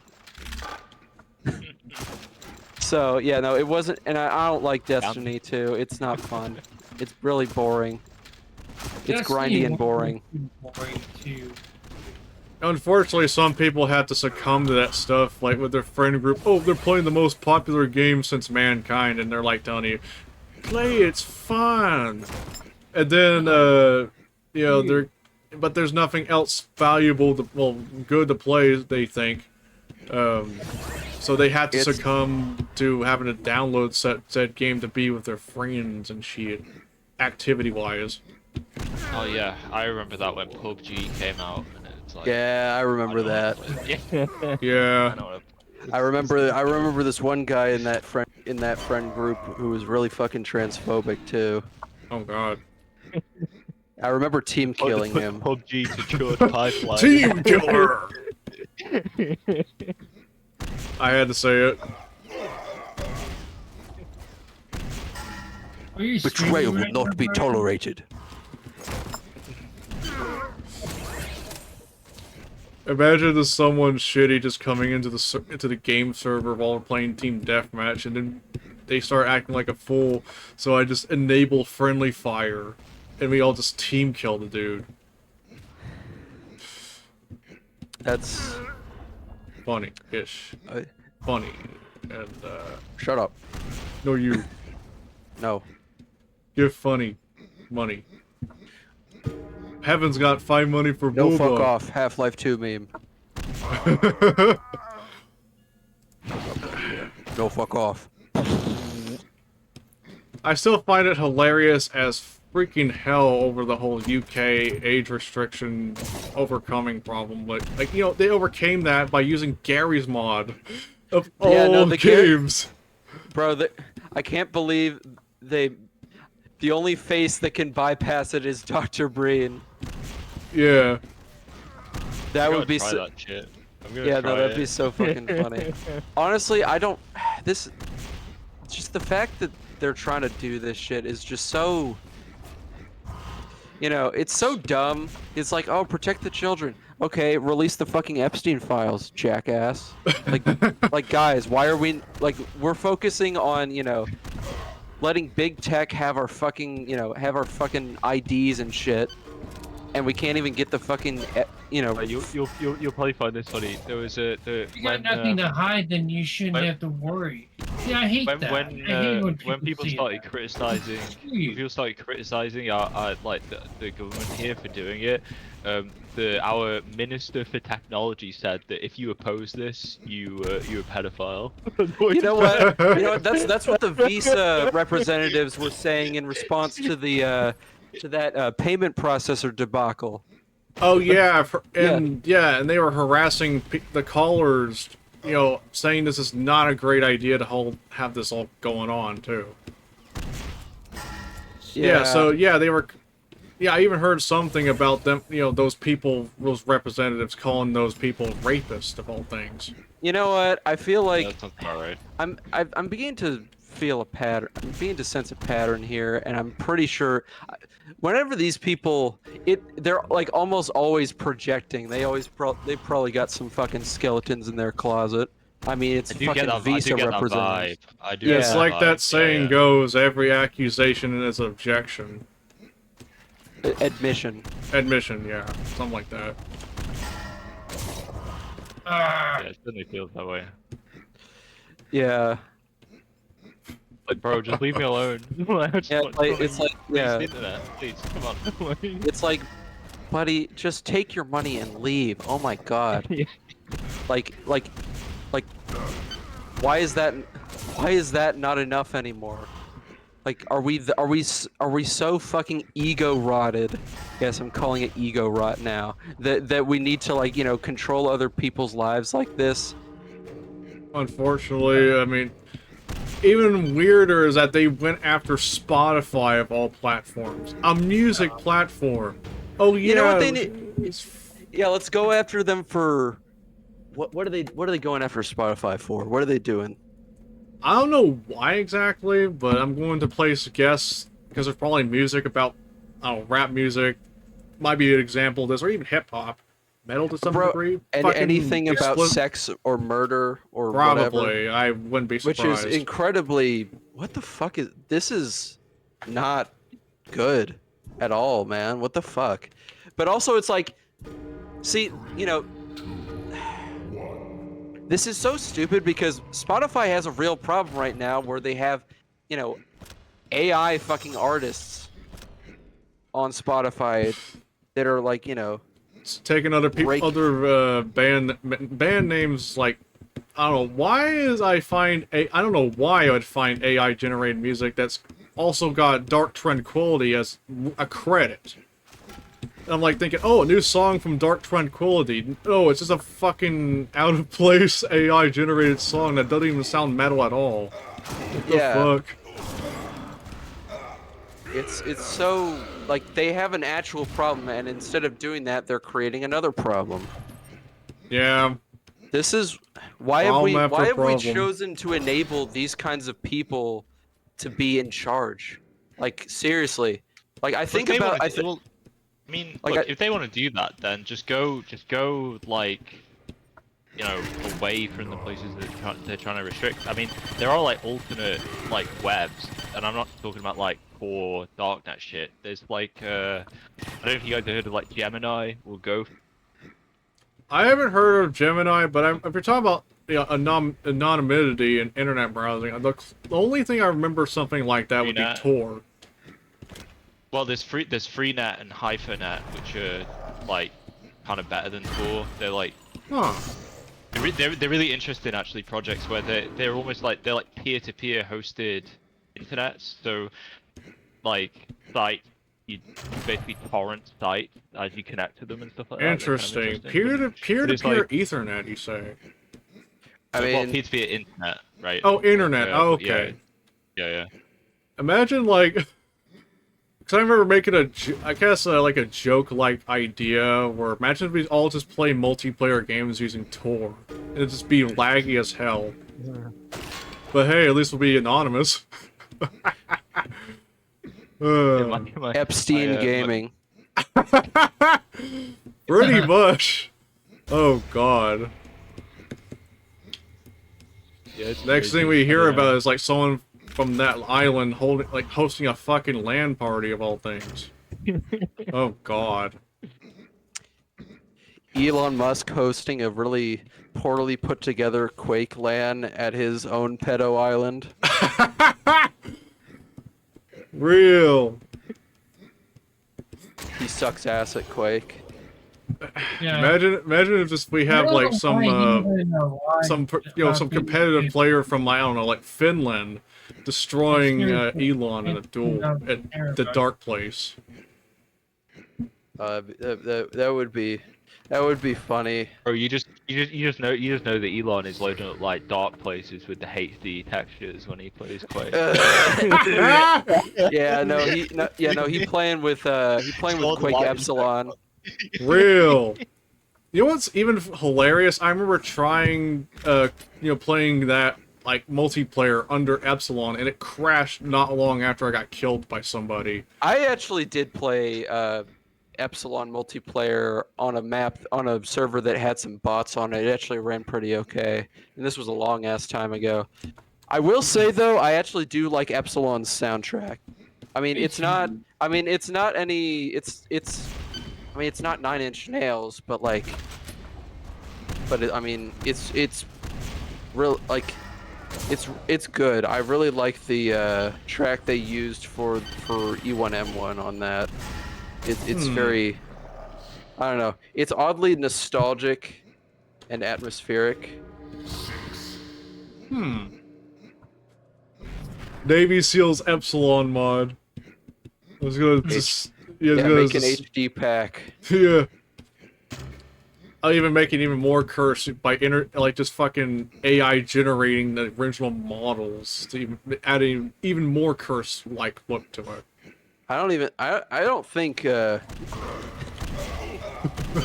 honestly, I don't think AI can even do 3D models like correctly. I mean, I mean, there's a lot it can't do correctly, but like 3D Right. models even less because it's not a 2D image that you can just smoke and mirrors your way, smoke and mirrors old boomers into thinking it looks believable.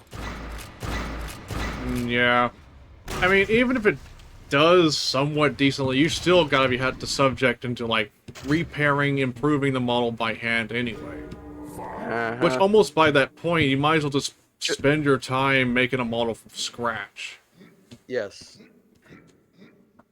You save save less time.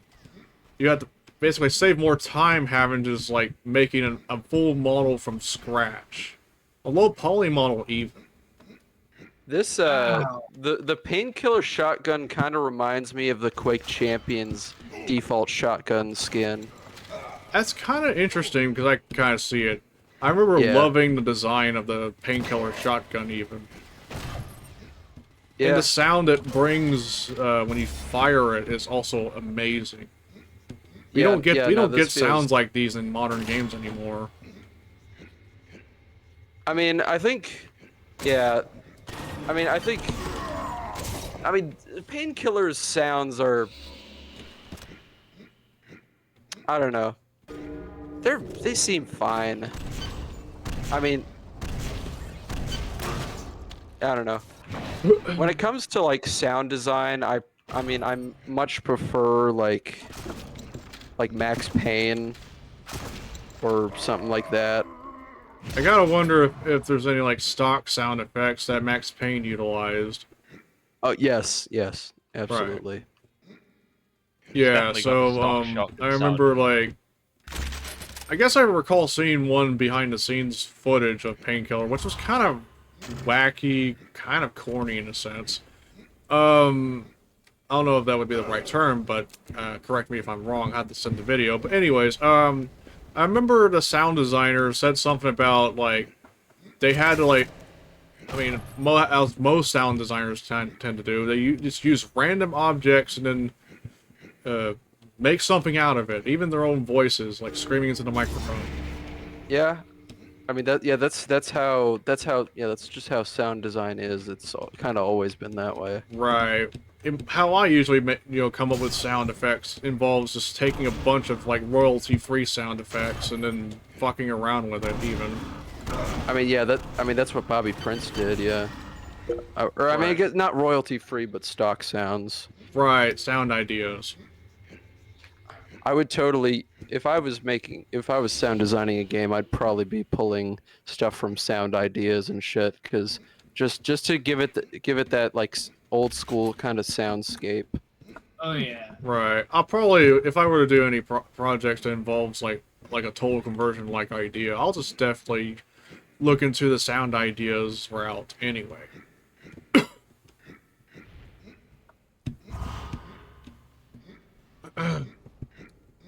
But yeah, now it reminds me about this Navy SEALs-like idea. Like, I did note that it's my way of, learning more about Quake C.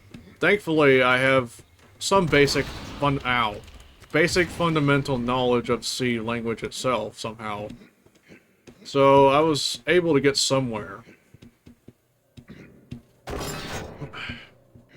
Even looking into the code of other mods seems to help a bit, too. I mean, yeah, that's kind of the case for most programming. Right. Then I thought of, like, some weird-ass ideas on top of it. Like, I don't know. Like, I was talking to Z a little bit about this as well.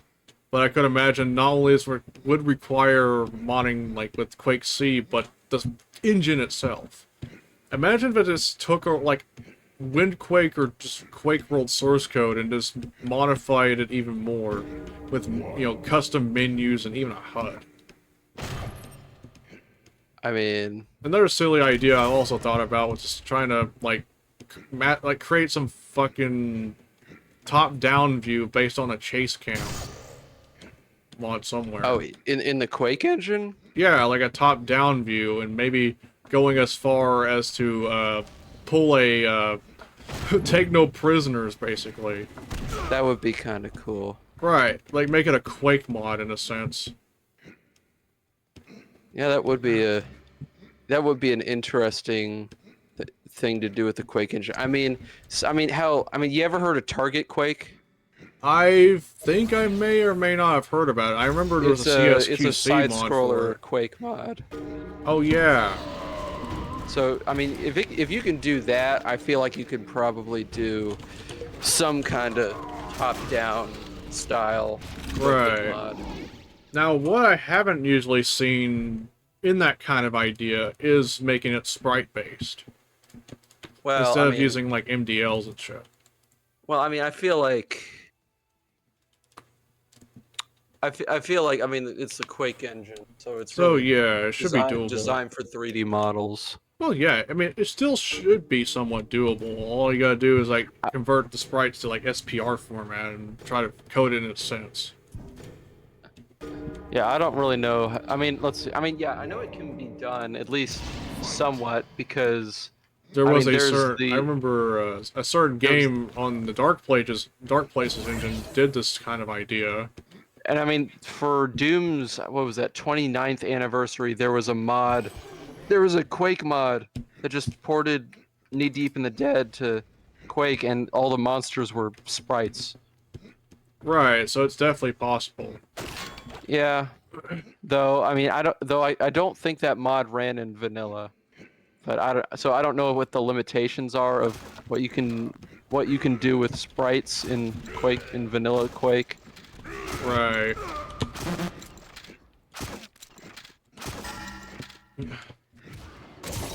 I guess the only limits I can think of at the moment has more so to do with what you could implement. Like, I don't know, I don't know about making, like, a HUD through Quake C, because that's just more on the engine side.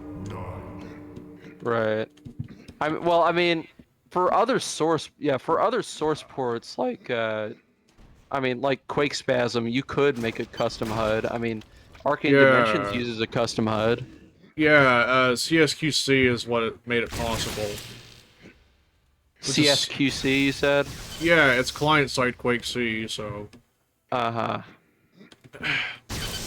But the route I would probably take if I were to, like, I don't know, make it, like, a 9x compatible type, thing. Which is something that I would love to do as a hobby, but I can see why not many people would just do that route, instead go with just CSQC and FTEQW. Well, I mean, I think it would be a lot easier to do that, than, making your own engine from scratch to run on Win9x. Right. Or using like really any other engine. Right, just take the Quake engine and then make something out of it as a base. Make Even if you have to heavily modify it to death. Make it PDF compliant. I'm gonna make a real-time strategy in the Quake engine.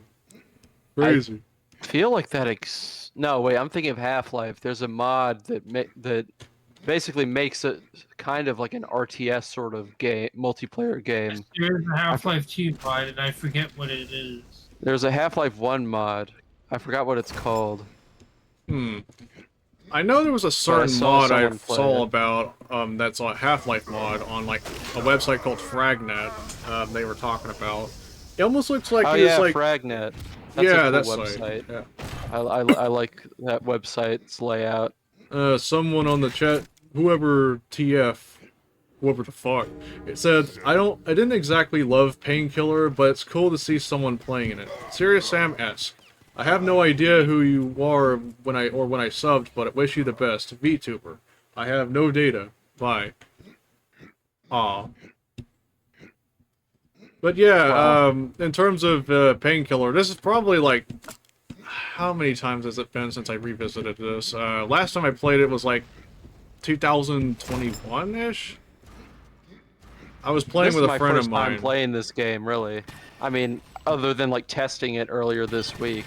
Oh yeah, for my server. Uh-huh.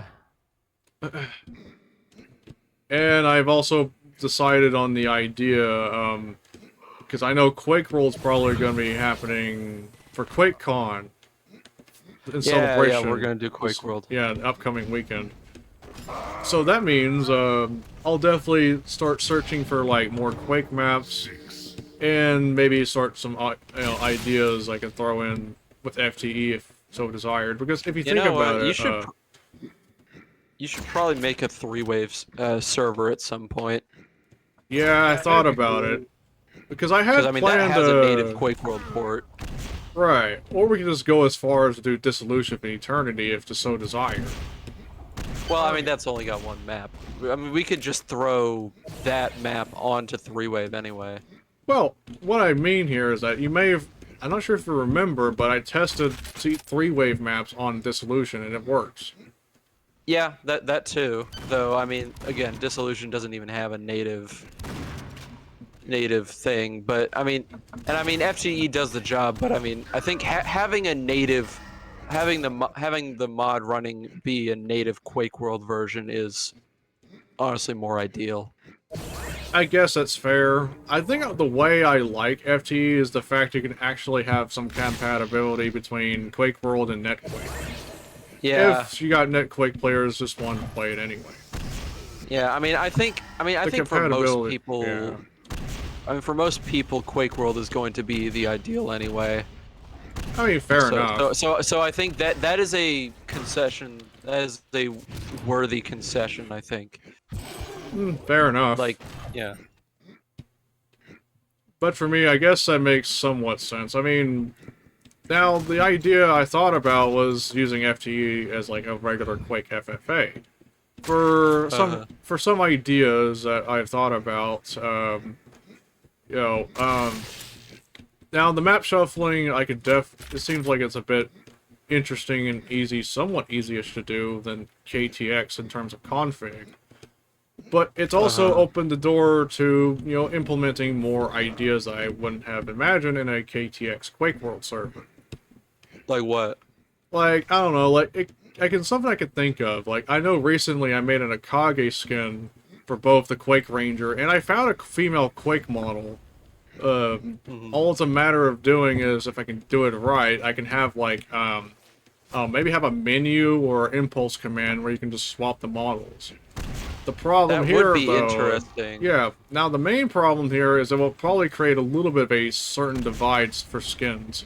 That's why I came up with the idea that, if it's going to be for the female model, it would have a idea where it would start with F_name here.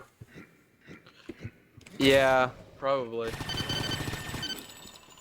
I mean, I guess I don't mind people using a regular Quake skin on the female model, but it wouldn't look nice. But the option's there, but I recommend just using a skin for that model in mind. Yeah, I mean, honestly, I don't know what the compatibility of that would be like. Like, if that needs to be something defined client side, like, or if that can be handled entirely server side in terms of handling who's using what model. I feel like, in terms of that, it could be server-side. What it'll probably start downloading is the models needed, if anything. Yeah. Necessarily. So it could be done. I mean, it'll download the mods. It's just a matter of, like, if the client will, acknowledge them. I'm pretty sure it might. Maybe. I honestly don't know. Because it might also, require, running some sort of mod.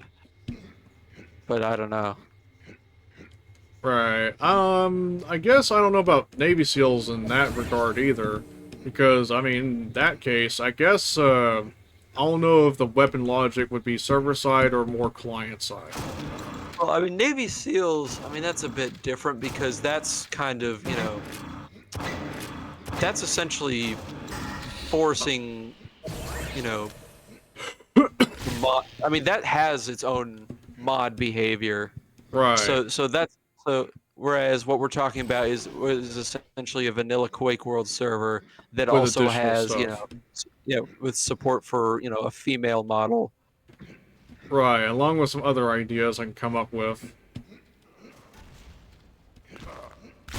Like, I think there exists a female Quake model that at From, least like, back in the day.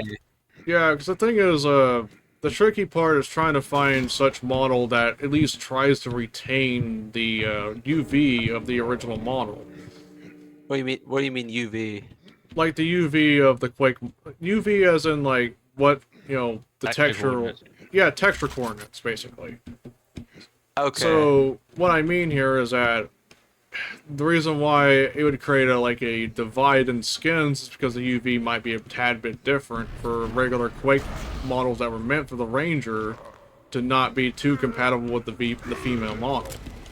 Oh, well, I mean, wouldn't you, like, have the female model use, like, skins that are specifically tailored for that?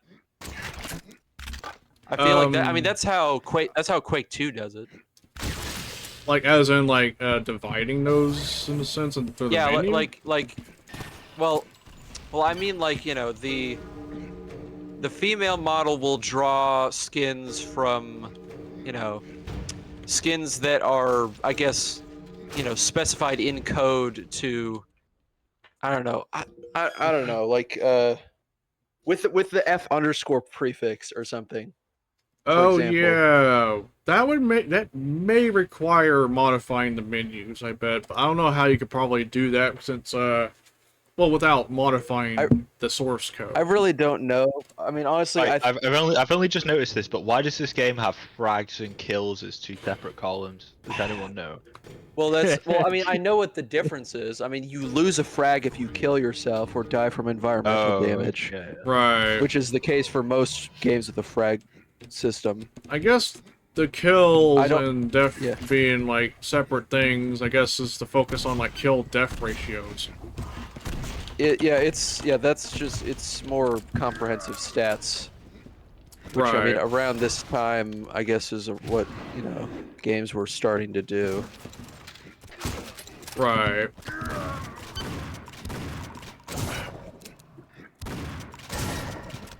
But yeah, I mean, I guess in terms of such an idea, I feel like that idea would have been more suited in terms of like dividing menu-wise of skins. It would probably be more fitting as like, you know, its own whole project, just modified from the Quake source code. Maybe, though. I think at the end of the day, I mean, there are like a boatload of female skins that exist for the default Quake model. Yeah, I guess my only reason. And I mean, there might already be some efforts that exist because I know, I know, CTF Bot Plus has support for female Quake skins, for like a female Quake model. Huh. Yeah. I don't really know how that works exactly, but. Right. I mean, I guess I will say in terms of that, if there was one that was made that somewhat retains the UV coordinates of the original model, then that wouldn't be too much of a problem, or concern. Well, again, I think, you know, I mean, different model means, you know, chances are it needs a different skin because it needs to be designed with the shape of the model in mind. Yeah, there's probably that too. Yeah. But yeah, I mean, I guess the idea behind the female model is like it at least, for example, I did make that Akage model in the original Quake Ranger. And I mean those still funny. look pretty nice. Yeah. It definitely looked like as I've hit the gym. Yeah. Buff women only in Quake servers. Everyone's buff Real. Big buff oily men and women in Quake server. But yeah, I mean that's an idea I thought about, but I don't know if I'd probably cement on that. It'd be better off as its own thing for an entirely different game based on the engines. Yeah. But I also have like a bunch of silly ideas if I could commit to the time and effort for it. Imagine just turning Quake into Death Rally. Quake Rally? Yeah, but top down. I think if you modded Quake Rally, you could probably do a top-down camera. I mean, yeah, I guess. Though I feel like, yeah, though I guess the level design of Death Rally versus the level design or just of Quake, it would kind of be hard to translate. And there's some differences gameplay-wise. For example, Death Rally, you have the free will to just destroy people's vehicles if you so desire. It's a bit hard to do in multiplayer, but it's doable. Whereas in Quake Rally, they have two separate modes. Full-blown racing and then combat, like as if it were Twisted Metal. Or, I mean, it's really more like Mario Kart Battle Mode with Quake weapons. Makes sense. I mean, I remember Twisted Metal being one of those more well-known games for having combat racing. So that's probably the game I never got around to playing Twisted Metal because I know the PC port sucks. I haven't experienced how bad they were myself, but I remember... I haven't either, but I've heard bad things. Surprisingly, Twisted Metal 2 has a somewhat niche multiplayer community for PC. So maybe we'll try that out.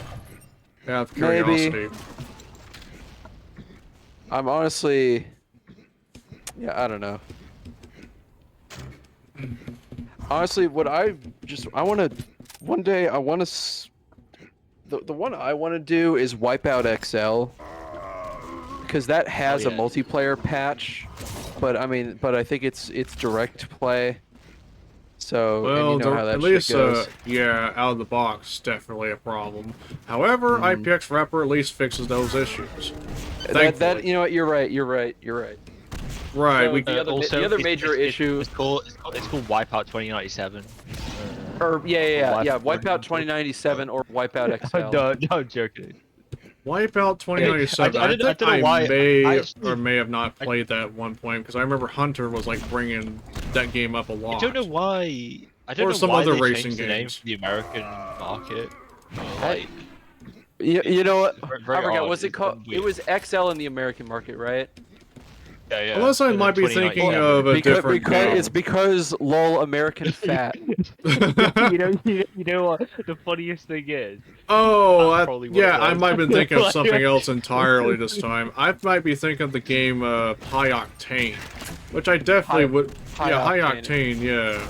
We've that played game that I've before. also It's a good kinda game. liked. Yeah, it's a shame the multiplayer. Definitely, sadly, it has a case of weird internet code. Well, netcode. Did it? I mean. I don't remember honestly. I think we only did that once. I genuinely don't. Yeah, remember. Hunter tried to do an event for it. I guess nobody joined at the time. No, I think I was there, and I think we might have. I don't remember what the problem was exactly. I guess it was issues getting it to start, but I remember Screamer was also prone to that problem too. Yeah, Screamer lagged really badly at multiplayer, unfortunately. Which is a shame because Screamer 2 is awesome. Those games have got like insane like physics for like a DOS game when you play them and like the drifting and stuff. It's like, how did they do that? Now one game I would like to see in a Now one interesting game I would love to see in a Quake mod would be like Necrodome from Raven Software as a Quake mod. So making Necrodome / Carmageddon into a Quake mod. Right, somewhat. Where it just has like weapons and stuff. I don't know if Carmageddon has like guns mounted into vehicles, do they? Oh no, I guess you're right. Carmageddon doesn't have. Right, it's all about just ramming your opponent's vehicles until they explode. Yeah.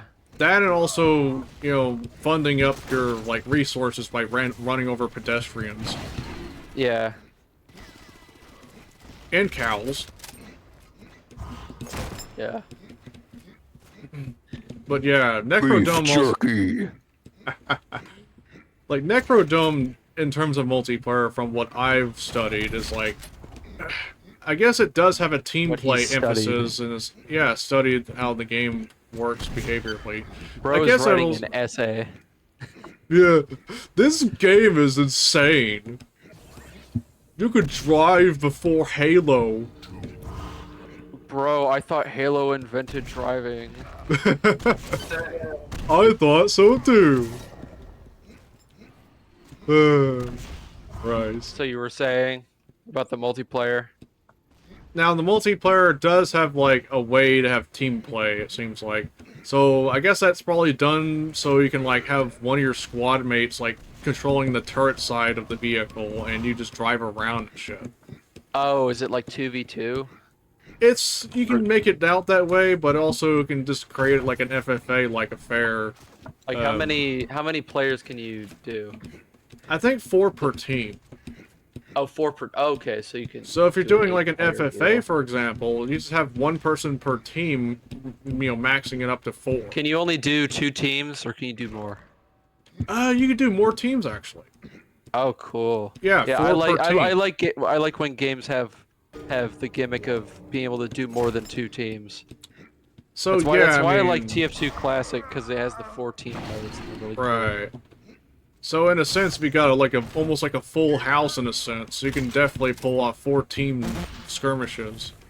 Yeah, yeah. Everybody has every team shares a car. Because they're all teams of 2. If you can find a car in the map, because you don't start with a car. Funny enough. Oh, okay. Yeah, everyone. Yeah, you just start with that weird rocket launcher thing. Yeah, I kind of like the design of that. Oh wait, no, it's just like this game. Weird rocket launcher that looks like a minigun, though it's also a minigun in this game. I mean, in Necrodome, that weapon just acts like more like a shotgun, kind of explosive somewhat. It does? I thought it shot rockets. It doesn't really. It's like a shotgun. Okay. If it was a rocket, then I could imagine it blowing up. It's more like the riot gun from Shadow Warrior. I guess you can kind of say that. But Speaking it's of, tune in for Shadow Warrior tomorrow, guys. Yep. But I guess I will say, in terms of, you know, that weapon, I guess you can kind of find a way to play the game and get as far as you can get without a vehicle. But then there's probably some enemies that'll probably stomp the shit out of you without a vehicle. So yeah, it's definitely meant to be a vehicular combat game anyway.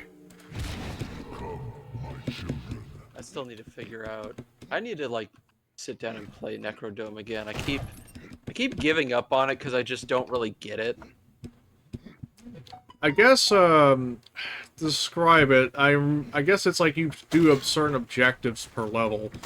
Like there's definitely switches. It's like from what I play, it's like the levels that I've played. It seems like they're too cramped to drive a vehicle in.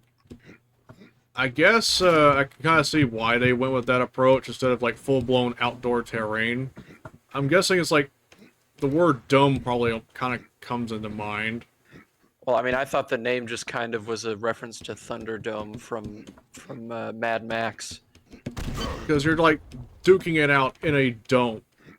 Oh, okay, so you're literally in a arena dome thing. Yes. Okay. Is anyone else seeing the crazy bloom on this map? This is the most mid-2000s thing of all time. Yeah. I mean, this is a user map, so yeah, crazy ass bloom. So yeah, like as far as I recall, like the player's main goal in these levels is having to, you know, take a certain flag and return to the spawn point. It's almost like one flag CTF, except it's like this whole single player mission. This looks like Unreal Tournament 1999. No, it doesn't. It looks like 2004, kinda. Or 2004. Oh shit. With Oblivion's I lighting should know edge. this. Oh yeah, no, it does look like it's an Arena FPS level made of Oblivion textures. You violated the Blown law. out, like white, like staircases. Pay the court a fine or get fragged. You should frag yourself now. How about Jack?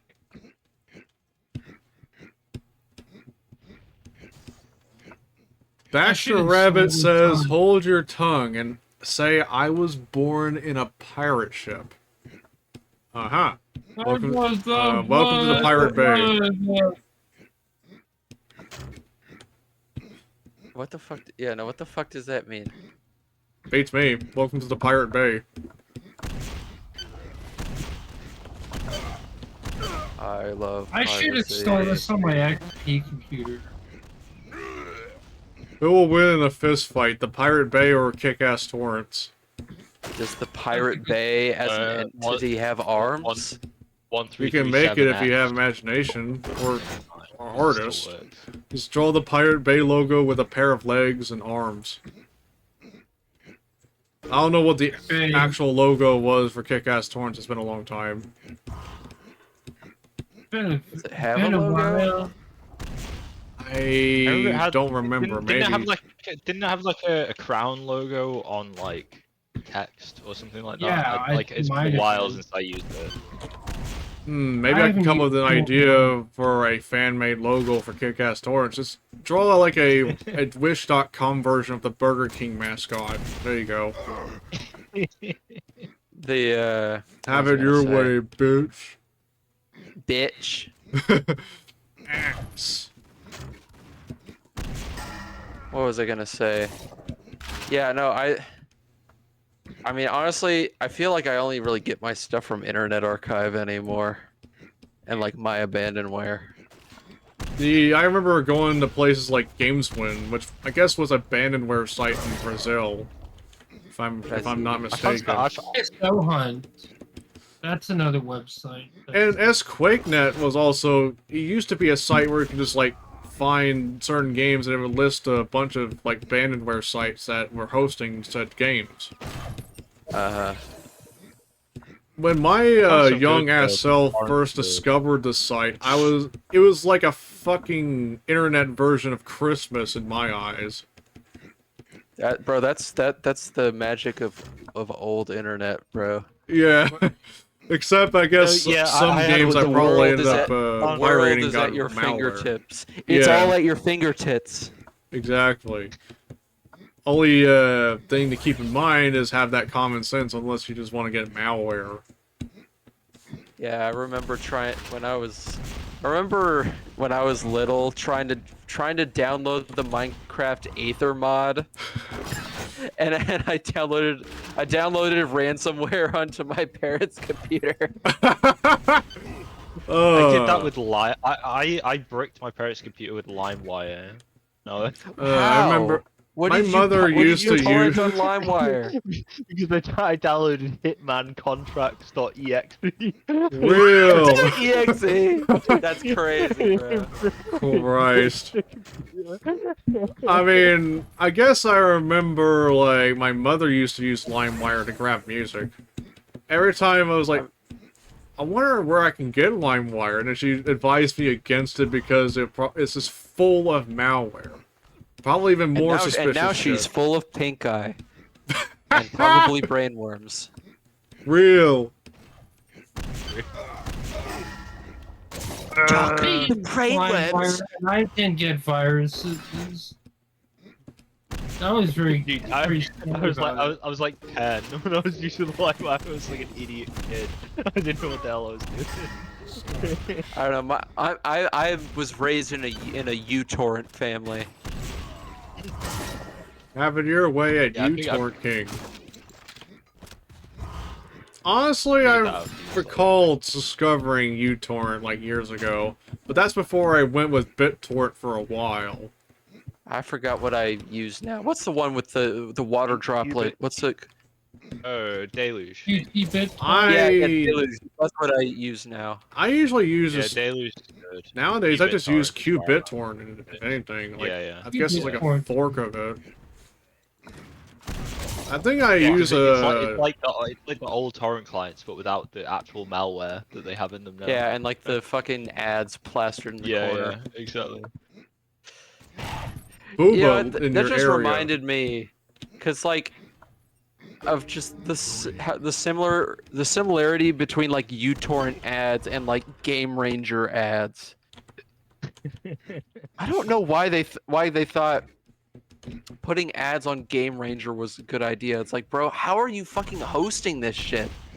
Like, bro, it cannot be that expensive that you are needing to run ads. Or there's a possibility they were doing that because, let's just say,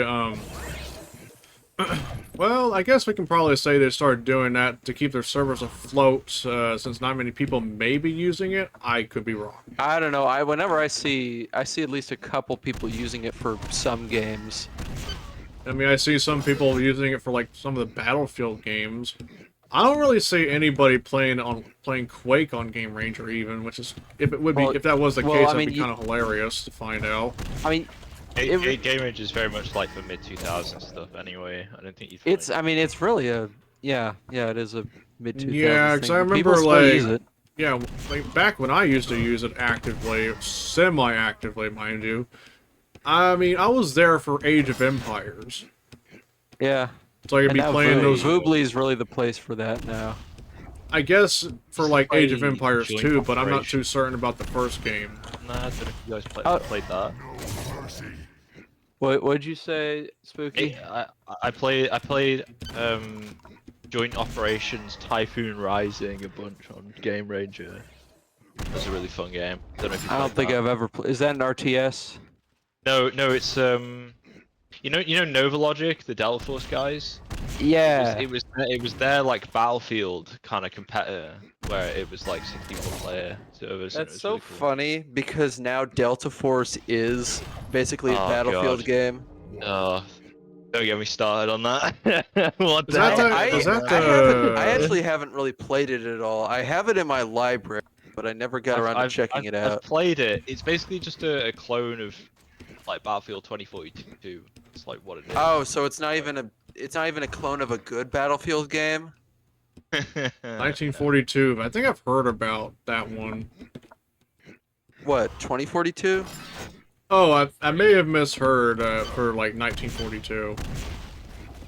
Oh yeah, I mean, you guys probably don't care about that, but have you seen the new Battlefield game? They put Limp Bizkit in the Yeah, I know. Yeah, I was talking about that the other day. I was just like, oh wow, they put break stuff in the multiplayer trailer. It's like, they wow. really want me to buy this game. Yeah, definitely. It was definitely a missed opportunity to put Roland instead of break stuff. Because I feel like it would have. I mean, break stuff makes sense because it's like, you know, haha, fucking, you know, level destruction. But like, man, put like something cool in there. Yeah, put 9 Inch Nails in there, dude. Are you kidding me? If you put like something off a Pretty Hate Machine in there, I think it would kick ass. Now they'll go ahead and put music from Timbaland. From what? Yeah, some rapper or hip hop artist from the 2000s. Reese's Puffs. Even that would be better. I mean, 2000s rap is okay. I mean, it's probably, it's kind of almost like, in a sense, guilty pleasure-wise. Same said about pop music from that era. Bro, I don't think pop music hasn't been interesting since the 80s for me. I mean, there are a few entries from the 90s, but like, I don't know, just like MJ was when it was really great. I mean, yeah, no, I think. Yeah, pop kind of died with MJ. In the 80s, you had dudes like David Bowie making pop music, so obviously it was going to be yeah, exactly. But I feel like electronic music probably be a bit better anyway. Like, I mean, a bit better for what? Battlefield? I'm talking about in general. But Battlefield, I don't know. Would electronic music even fit for a trailer for Battlefield? I mean, the theme for Battlefield 4 was pretty electronic. 3 as well. It was very weird. Well, actually, was that more? I think it was more of a cover of the Seven Nations Army. I think that's what it's called. That was Battlefield 1. Oh, yeah, okay. Yeah, but the actual game soundtrack was more orchestral, which you'd expect from a World War game. Fair enough. I want to ride the thing like Battlefield. Well, with the supposed Wolfenstein TV series in development, I would imagine something wrong potentially. I mean, it might focus too heavily on like the Neo id Software version of Wolfenstein. Actually, Machine Games. Well, I want Return to Castle Wolfenstein, like that, because, I mean, the formula is all there. I mean, it's a war film. I mean, you pull from, like, if you use, like, you know, old school war films as a basis, you know, you're Saving Private Ryan, Where Eagles Dare, The Great Escape, etc. Right. You know, you use that, and then you add, like, you know, the occult and science fiction elements. You have something great. Like you have like a proper like World War II pulp fiction sort of story. They're not gonna do that. But I guess imagine if it was an animated TV series done by the same person that did Devil May Cry, the music they'll just slap in some unfitting music for the intro or credits. I haven't seen the. I don't know anything about the. Oh wait, didn't Devil May Cry have Limp Bizkit as their? Roland, yeah. Yeah, that's so Which bad. Doesn't fit Devil May Cry at all, by the way. Next thing we know, the Duke Nukem credits theme for their series is going to be something from, I don't know, like, Korn. The Wolfenstein TV series, it'll be a crappy low budget Man in the High Castle, and that's what you'll get. Yeah, which is sad because I feel like you could make some really solid, like, do some fucking like proper action with that. Like, I feel like I honestly don't know.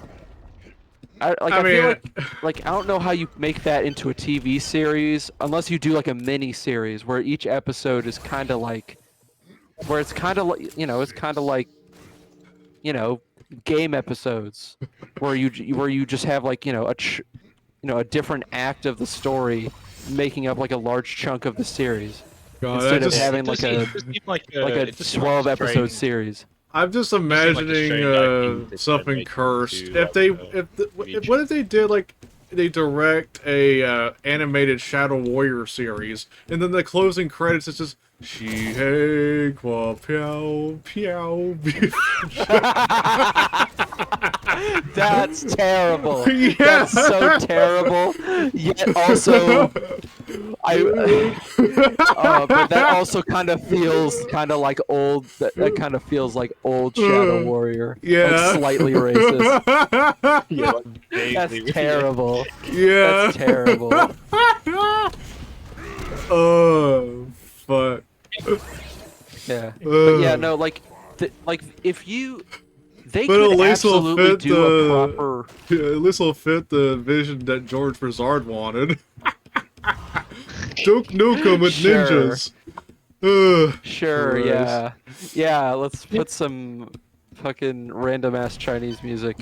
Yeah. Some random Chinese meme music. Exactly.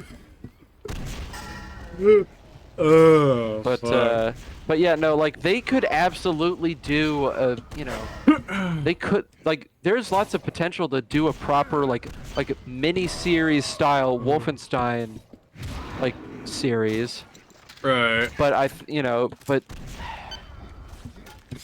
just the disconnect between, you know, between the film industry, the film and TV industry and you know, there's not been a great history of video game adaptations for the small or big screen.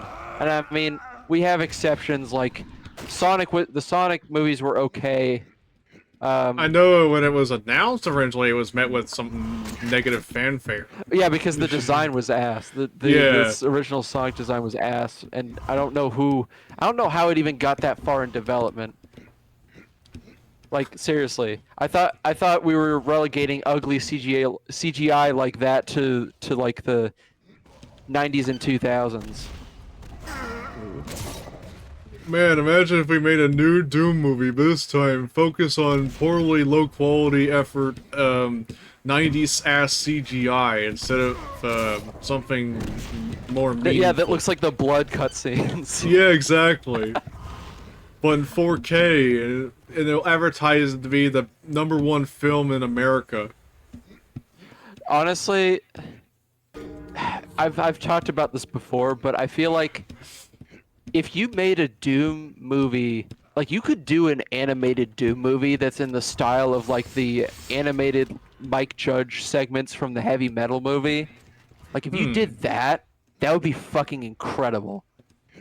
Like you, like, and it would, and like that would feel like classic Doom, because like let's see, what's his name? Ivan Putschotz, the guy who made the Doom box art. I think he did like a couple covers for Heavy Metal magazine. So I mean, the theme and attitude is totally there. Like you could totally do it. It's just, nobody has that kind of nobody has that kind of vision anymore, or at least not a vision that that producers and executives are willing to invest in, because because they don't really care about art or creative integrity or fucking anything. They care more about green paper than a movie. Yeah, about green paper that that evil people made up. Yeah. It's like this has value. This has value, and we will make we will cultivate human civilization around this fucking concept. It's not even based on gold. It's made out of hate. No, little. They call it, like, this is basically perfect hatred, but a currency. Yeah. I don't get it. Alright, so imagine this. Perfect hatred, but it's a cryptocurrency instead. E4M2 coin? Yes. That sucks. Exactly. If John Romero was a sellout, he would make a E4M2 NFT. Or even better yet, imagine even more shittier WODs like Nuts.WOD and WoW.WOD becoming cryptocurrencies. Wow. WoW coin? I feel like that WoW coin sounds like something that probably exists. I wouldn't be surprised. And it's like World of Warcraft themed or some shit.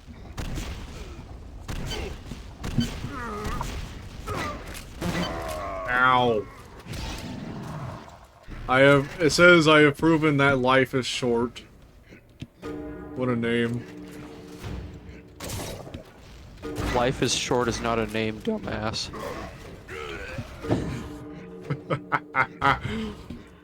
I'm gonna name my kid Life is Short. Please do not reproduce.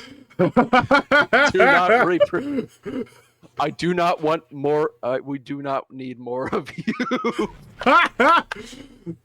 There's going 5 Bryans in 2050.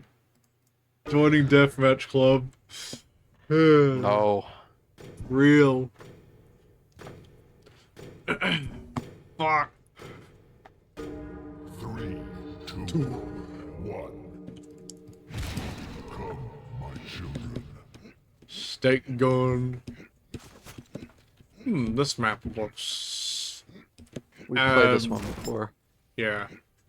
We played this when we were testing it. Right. You know what's funny? I found a conversion of Rankin from UT 2004 in Painkiller. Well, that sounds about period accurate. Right. Some maps I almost included like campgrounds, but the jump pads are kind of fucked. So I just excluded it in the rotation. Like, you would have to literally rely on rocket jumps to even get up some certain places with those jump pads. I find it weird that shift is like a quick stake button. My shift is a grenade from the stake gun. Well, yeah, that's what it does for me too. I've been putting that to use a little bit, funny enough. I should probably do that. Yeah, I know a bunch of I guess some Quake professionals usually have like these weapon binds that just pressing it just fires and switchbacks to the previous weapon. Yeah. Yeah.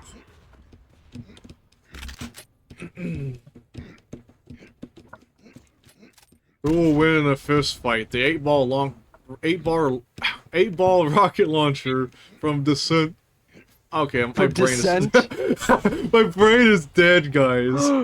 Bro is doing the Germa thing right now. It's from McDonald's. Oh shit! It's the stink gun from Call of Duty. The FPS brain. The grenade launch from Grenado launcher from Halo. Wait, is there a grenade launcher in Halo? No, in just any of the hand Halos? grenades. I mean, Wasn't there might there be one some in the later Infinite? ones. Actually, there's one in Halo Reach. Okay, well, Reach is like... I don't really play Reach multiplayer. I don't like Reach multiplayer very much. Oh. I alright. play Halo Reach, by the way. Totally not an Arch user. Bro, Invasion was probably the only really Arch users would not for me. fucking play a Microsoft game. Are you joking? Unless they decided to use some old-ass version from the Windows Vista days. Project Cartographer, maybe? And maybe mod Halo 2 to have those weapons, like... I don't know, a Quake rocket launcher. This is a stretch. You Alright, know anyway. what else is a stretch? This conversation is... rotting my brain. Alright. Let's continue to play, drug Me when I addiction kill the research. pain. Share the penis. Postal 2.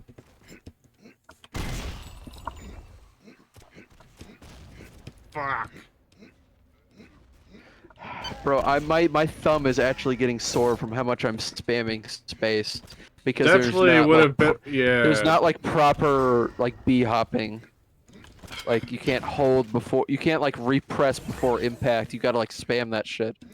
Yeah, I wish there was an auto B-hop feature in this game. So I could just hold spacebar and win. To win the game, you must hold space and W. Exactly. You I know what? The it's a primary non-active- fire on this lightning gun thing is kind of like the nail gun from Fear. Huh. I don't really use it very much. Me neither. Guess it reminds me more of the nail gun, which wasn't too useful in my case, unless you're just close up tight close to somebody. Or in a really thin hallway. Oh, not really thin. More like a Thin. a thin hallway at best, yeah. Where there's not very... Cramped. Yeah. Cramped. Yeah, just use a cramped hallway and a super nail gun to your advantage. Good strategies. Ow. Just like how that one time I was playing Unreal Tournament in that one cramped map, I just kept using the flak cannon. I hate that map. Get that map out of the fucking map pool, dude. Why is that shit there? I don't recall that being. That wasn't in any of my. That was not in the Ownage or map pack, was it? I don't think it was. I don't remember how that got into the maps. But I have plans on rebuilding the Unreal servers anyway. Yeah. Like at some point I'll probably like rebuild those on the laptop and then migrate those to like Soli's VPS. But I'm probably going to install something that has more easier management. I've heard of something called Pterodactyl, which is like a GUI web interface in a sense that can manage game servers. Oh, for managing the VPS? For the game servers on the VPS, yeah. Oh, okay, that sounds Yeah, so that cool. way managing these servers, and maybe I'll probably run most of these servers under Wine instead of natively all the time, for some, I mean, I guess for some exceptions. I mean, I guess, I mean, most Quake of the 2... games I can probably just run myself. I mean, Quake 2, I already had a thing set up for that anyway, but if you want to take a crack at it, go ahead. I mean, Quake 2's got a plenty of native Linux ports to choose from. Right, in my case, like, even if they're not Linux games, they have a Linux server, even stuff going back to the 2000s, right? So I think what I Yeah. also want to do for a Quake 2 server is having a map rotation. I think Open FFA has something like that. Actually, no. Vanilla Quake 2 has a map rotation. Oh, I guess the only reason why I wanted like Open FFA, maybe it's because it has some voting type system to it. I'm not too certain. Yeah, I don't know either. But doesn't Open FFA replace the scoreboard with like the shitty text only one?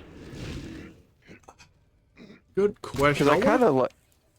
Because like I think that's a thing that it does, and I don't really like it because I like the Quake 2 scoreboard. It looks cool, and it shows like I'm what guessing skin you're using. if you're referring to that, I guess when the match ends, I kind of recall something like that.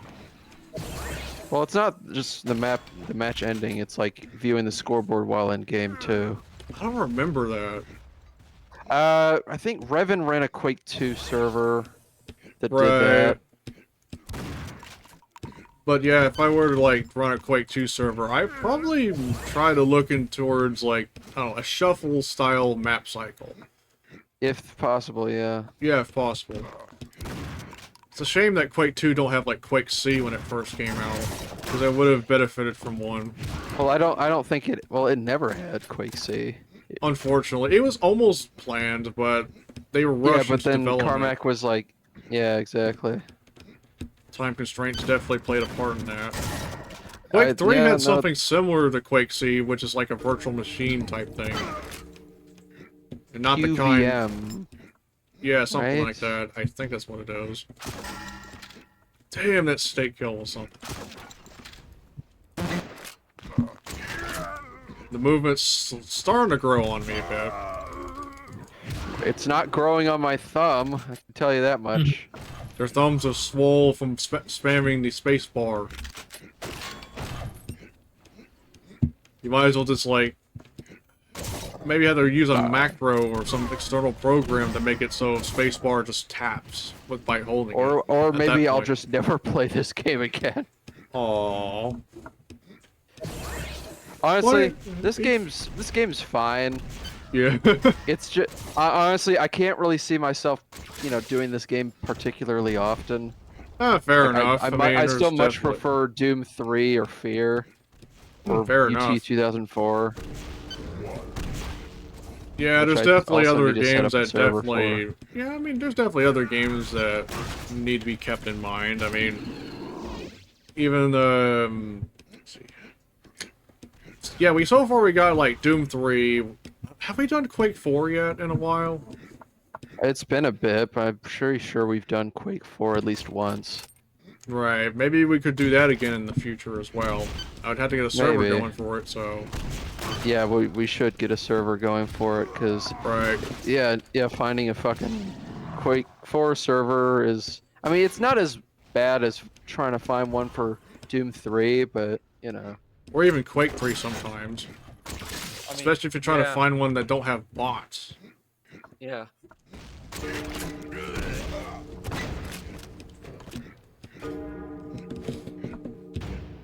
Well, the clock is ticking. TikTok. Suck my cock. Real. Ugh. Alright, what was I gonna say? Yeah, no, the clock is ticking. QuakeCon is coming. Yep. Will it be Quake 3, or will it be something else? I don't know. I recall saying I've listed like 6 possibilities, ranging from like, oh, this map's gonna be funny. It's only a stake gun, but... What the fuck? Why? That sucks. Hey, at least he'll snipe people with it. But it's Stake- not hit scan. Well, you just gotta lead your It's like shots. the- It's it's like like the think only of it gun like I a think I killed. projectile rail gun in a sense. You know what? Rail. This map reminds me of a level from a Unreal mod I've played. Unreal mod. You know what? Oh yeah, speaking of Unreal, I should probably look towards Infiltration Server, which is basically just, I guess, about as what Navy SEALs would have been like to Unreal Engine in a sense. Except it has explosives though. Rocket launcher that just jibs enemy, jibs your opponents. I mean, That's every classic FPS. Yeah, but it's more I mean, almost kind of realistic because you don't survive a rocket to the face. Yeah. But yeah, I remember playing Infiltration mod like a little bit often-ish during 2022. It was pretty fun. Something I would like to give it a try in DM Club or some other server.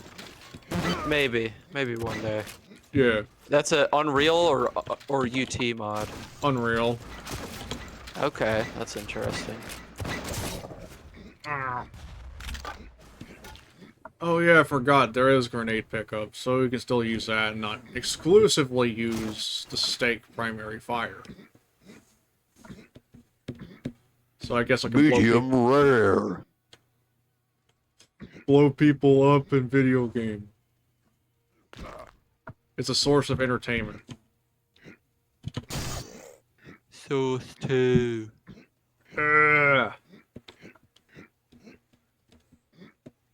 Fucking. This sucks. this sucks, dude. Needs more people. No, it's just the state gun on its own sucks. It's a bit difficult to hit some people with it, but that's why I'd say leave. I'm shooting you, and it's doing nothing. What? Ow! That's so bullshit. You know what? I feel like this game needs Hey, there we go. I got one. I feel like kill. if they turned the state gun into like an insta-gib railgun, then this map would be fine. Like project, like a hit scan based one. Yeah, like an insta-gib railgun, like Quake 3 and UT have. Yeah, I just look at this weapon as like almost like a projectile railgun. Yeah, but that sucks. Yeah, that's how it feels. Ow. Top 10 funny ideas for modding. Stop. Number 1. Insta-gib mod for Chasm the Rift. Isn't there there's that weapons mod that Action Forms made I that guess buffs all the weapons. It basically, I think I recall. Almost not judging from the name. Almost, I thought it was like your average, like that one dehacked Doom weapons mod where it just shoots weapons like depletes the ammo in like less than 5 seconds. Yeah. Jimbo's favorite weapon mod. Yeah. Bonus points if God mode was enabled. Yeah. Right. I guess another contributing factor on why it's hard to hit people with that stake gun is that everyone's like b-hopping everywhere. Yeah. I'm sure the ping isn't helping either. I'm at, like, your ping and Demon. Although Demon is top fragging with 200 ping, so you got nothing. You got nothing to complain about. You're just a huge pussy. But he knows how to play painkiller. He was like giving us pro tips. He was. Was he? Like, he has like he has like an encyclopedic knowledge of painkiller. He has an encyclopedia. Encyclopedia. Yes, that's the word. He has encyclopedic knowledge of like every FPS game's multiplayer. It feels like, because it's like he's played fucking everything under the sun. Yeah, like he's played them all at 300 ping as well. I remember, he was part of some of the videos by FPS Unleashed, which is basically like multiplayer recordings of various multiplayer games, including some that are probably very obscure. And he's made videos featuring us, like including Death Rally. Oh, did he record Death Rally? Yeah, there were some videos on his channel for Death Rally. That's cool. Yeah. Just, game audio only, though. Bro, when next Network Games Archive video when? Oh, I haven't got around to getting back to that. It's been quite a bit, actually. I mean, hell, you could probably, I don't know, or I mean, you're streaming. Do you have are you recording this at all as well? Yeah, recording and streaming. Well, yeah, you might be able to like, I don't know. Could you turn it into a NGA style video? Or I guess there too much overlay? I could actually, because I have multiple tracks. One of them is even the game audio without, the volume lowered whenever I guess Discord or even me talk. Yeah, good old ducking. You are ducking. Fuck. But I could also turn some of these things into like shorts. Nice short. Real. This is gonna look good on YouTube Shorts.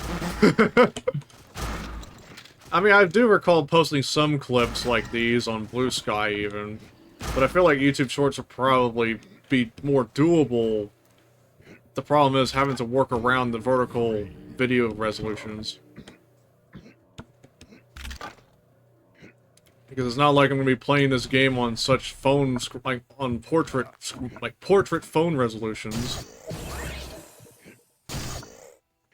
Next thing you know, the best way to play Quake and upload it to YouTube Shorts without too much editing would just be playing it like at unstretched resolution of 320 by 400. And then probably go as far as to game on like one of those portrait CRT monitors from Apple. When did Apple make a portrait CRT? It was during the early 90s, if I recall correctly, or maybe the late 80s even, all the way around the Macintosh 2 era. So I remember I guess I can recall making a funny, well, somewhat funny-ish comparison if I ran a game like Czar on that resolution on that monitor, or imagining of it. Well, let's see. I mean, that kind of resolution usually is stretched to 4:3. But yeah, if you're using a standard monitor, that's why the HUD in Quake on that resolution is just fucking flat, practically. Yeah, but the HUD is, but the actual game viewport, the 3D viewport is not, which I think is the more important part. Right. If I guess to see what I mean, I would say run the game at that resolution and just render like a screenshot. Yeah, no, I know what you're talking about though. I've done that on DOS before. All right.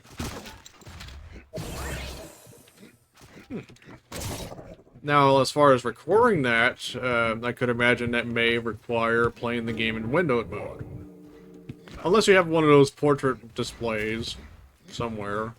I can try to get it working. I mean, in way. windowed mode, or I mean, I guess DOSBox windowed mode.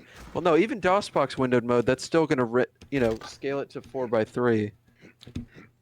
Weird. Have you ever like, I don't know if it's like, do you have like aspect set to true? Yeah, I always set it to true, but even setting it to false, I don't think it's gonna. That's interesting. I don't know. I mean, I don't know. You can go experiment with it sometime. Let me know what it does for you, but I don't think it's. I don't know. But yeah, making shorts, I could imagine be a bit tricky on my part because of that limit. I guess could crop it. I mean, yeah, I mean, some cases make it unwatchable. Yeah, that's the tricky part too. It's just a letterbox with like the crosshair. It's all you can see. Yeah, no, it's fucking field of view of fucking hover tank 3D. Christ. But yeah, if there was like if there was ever like something like this format for shorts, but it has at least a 4:3 at the very max. Those resolutions, that would have been more doable for me and easy on my part. I mean, if you upload it to Instagram, I mean you could do. Yeah, that could be doable too. Yeah, Wait it's a just that minute. Instagram's not This a. is a Quake map. What's going on? Wait a minute. Wait I a know minute, this. what? I know this level. Except I don't know what happened to the sky background. It's gray and not like a black void. This is a gray void. It's space, dude. Also, these jump pads fucking suck. yeah, Yeah, totally broken. that was something I was gonna show it off there for that reason. That might be one of the reasons why I didn't bother putting campground. Well, you were talking about campground. Yeah, some like bad. launched This straight up to is the like- air and then failed my death. This map basically requires.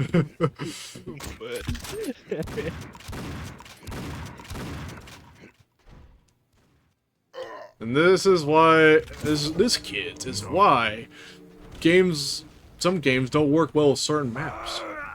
This Yeah. included. It may work This for is a Quake very 2, weird but it game. might not work for games like Halo. Gosh, imagine that in Halo. Actually, no. I think you could make jump pads like this in Halo. I mean, I granted, guess, granted they would be slower, but I mean, I've seen jump pads like this in Halo, kind of. Okay, that makes better sense. Maybe, what would be one game that has terrible jump pads? I really don't. This game. Wow. I really. Even I really don't. Rise of the Triads jump pads were better than Painkiller's jump Yeah, pads. because I mean, you had lots of air control. Oh yeah. Look Ah, at this shit. I can't fuck. even make it back from the platform. Railgun platform. Bro, like I can't even bridge the gap at like the top of the map. It sucks.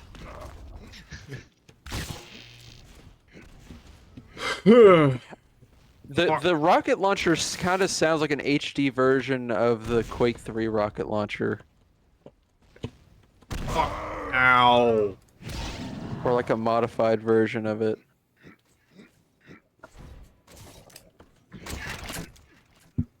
Fuck.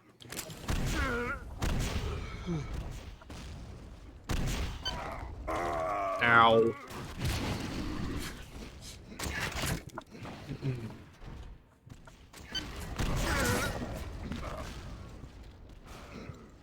Okay, better funny idea. This map, but it's made in Descent's engine. That sounds so because- dumb. Literally Exactly. nothing. Literally no regular first-person shooter map would translate well in a game like Descent.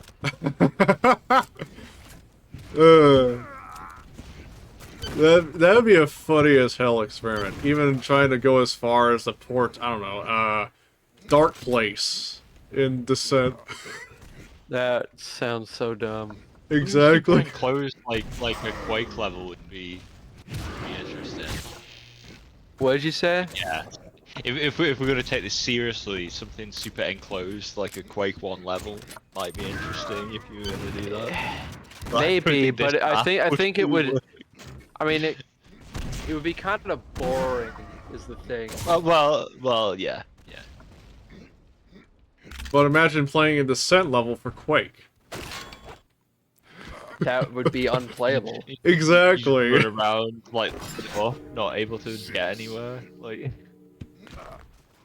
You would literally have to mod the game's movement code to just have no gravity whatsoever. Or just play it in fucking Descent. just play Quake. Okay, better idea. Quake weapons in These jump Descent. pads, man. Holy shit. This reeks of jank. Jankies. Real Eurojack moment. Yes. Euro jork. I forgot where is people can fly from? Poland? I'm assuming Yeah. Poland. Uh-huh. For this map, you might as well just call it People Can Jank. Or People can Are jo- Jank. People can jork. Real. jorking it to this level, guys. Straight up jorking it, and by it, haha, let's just say, my peanuts. Paninior. I finally clawed my way back to 0 kills. Good job. I am. Upset. Good job. You are surpassing me. New milestone. You beat Open Rift and score. Ow. In a game I've played a total of once before for like 20 minutes.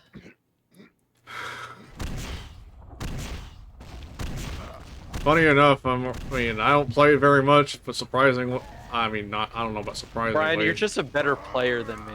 Okay, is that what you wanted to hear? Is that what you wanted to hear, you fucking asshole?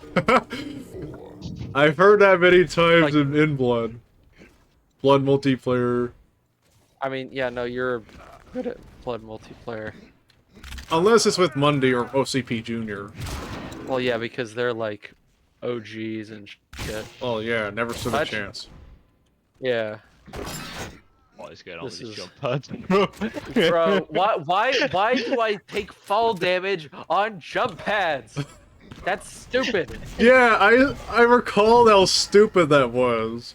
You know, I mean, Quake 3 has fall damage, but it's not that stupid. Funny enough, I remember people finding ways to cancel that fall damage a certain way in those jump pads. It's a bit tricky to pull, but it works. Well, no, in Quake 3, I don't think you take damage if you land on a jump pad. If it doesn't bounce, I mean, that's the whole idea. Well, if landing, I'm just talking about make it look like it actually landed, but you're not bouncing again without suffering fall damage. Yeah, I don't know. I mean, I know that there's a strat. Actually, it might be a Quake Live only thing. I don't know if Quake 3 has it. But if you like hug a wall holding this jump key while you're going up a jump pad, you can kind of like. I just caused somebody to fall to their death by just where a shotgun. you like slow down when you hold. Yeah, where you slow down. Yeah. Yeah, Quake Champions has that too. What'd you say? Quake Champions has that as well. Yeah, it does. You can use it to like kind of just like peek over like.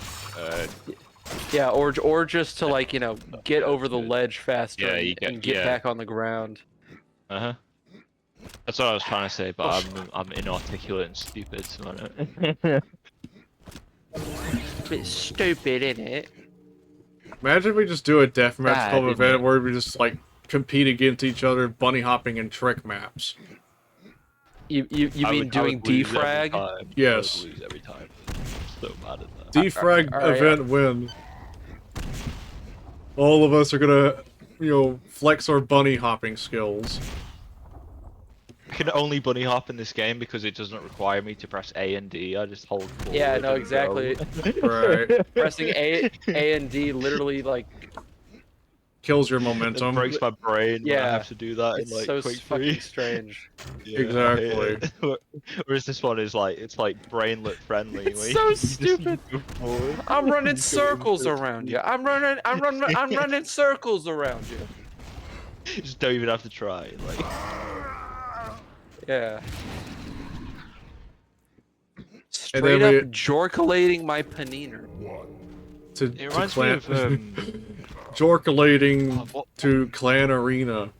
That game, that like throwback FPS roguelike thing. Oh shit.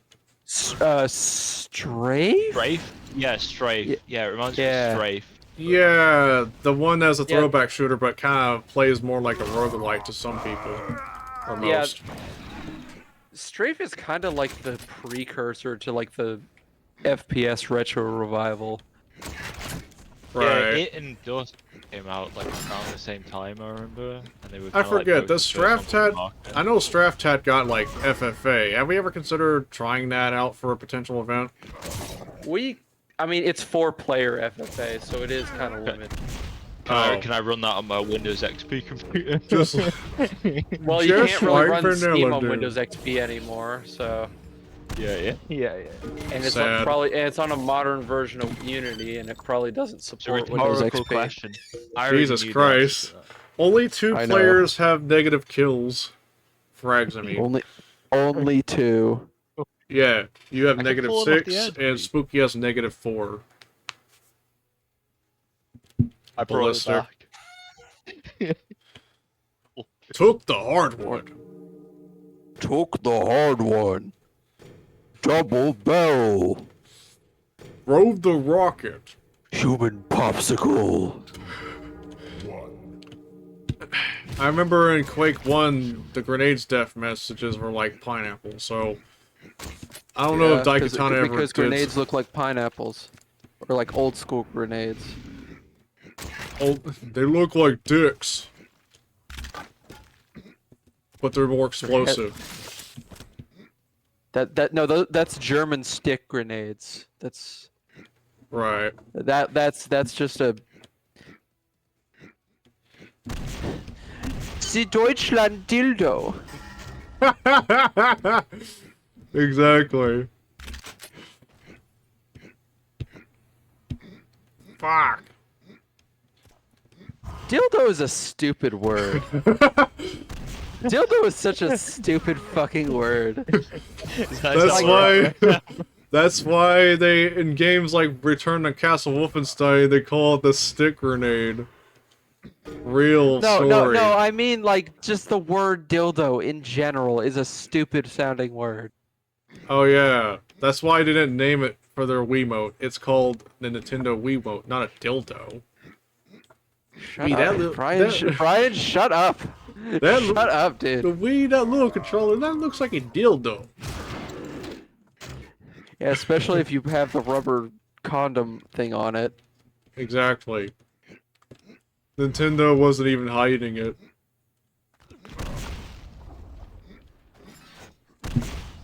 Fuck. The We come on now. the code name for the Wiimote was Miyamoto's cock. Exactly. Ow.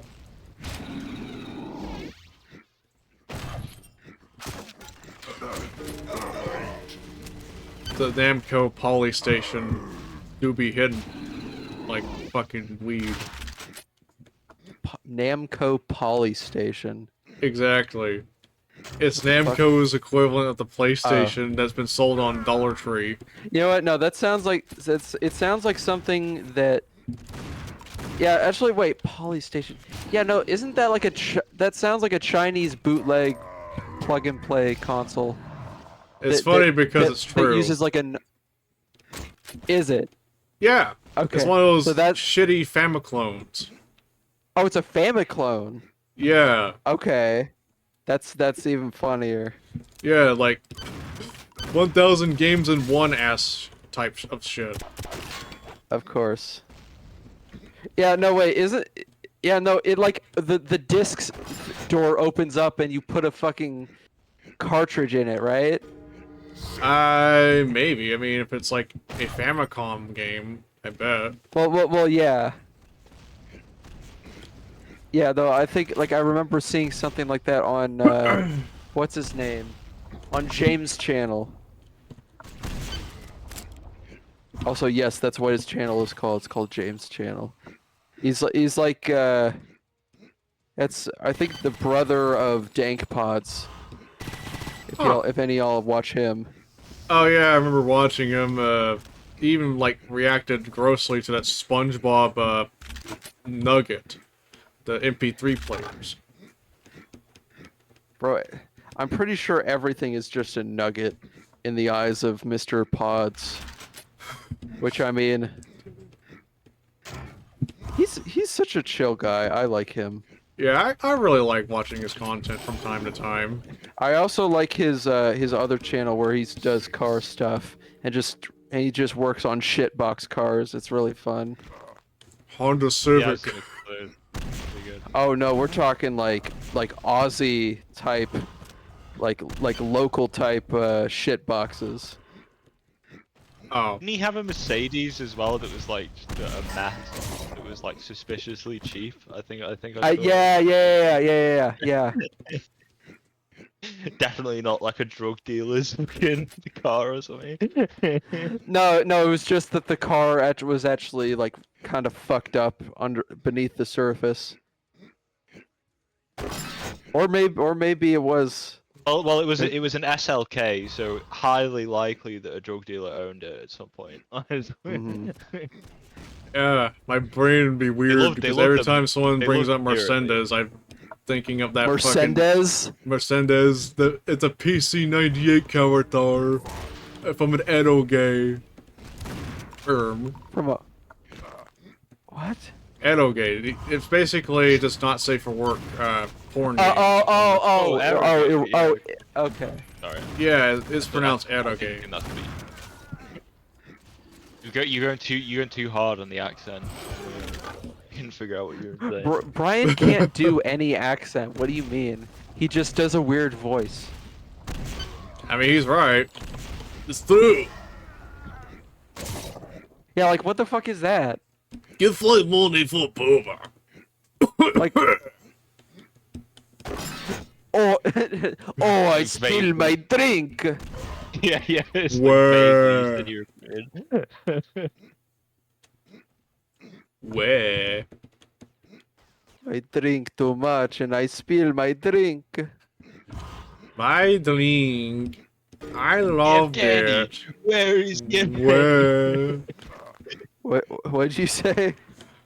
The fucking sailors in Dave section. They're looking for the friend. You just find them. Like, Yevgeny. Where's Yevgeny? And then he starts. Oh shit! No, Daddy. With shame. He's a good man. Bro, you missed you missed the lip smack. What is my favorite? Oh, yeah. With shame. What a He's a good man. Hey guys, I was asked, we're right where you die. What is your favorite Newgrounds web series? I don't know. Saturday Night Funkin', just kidding. I don't remember what exactly, Friday night. You don't get the freaking you don't get the joke. Saturday night fucking. Exactly. Crazy.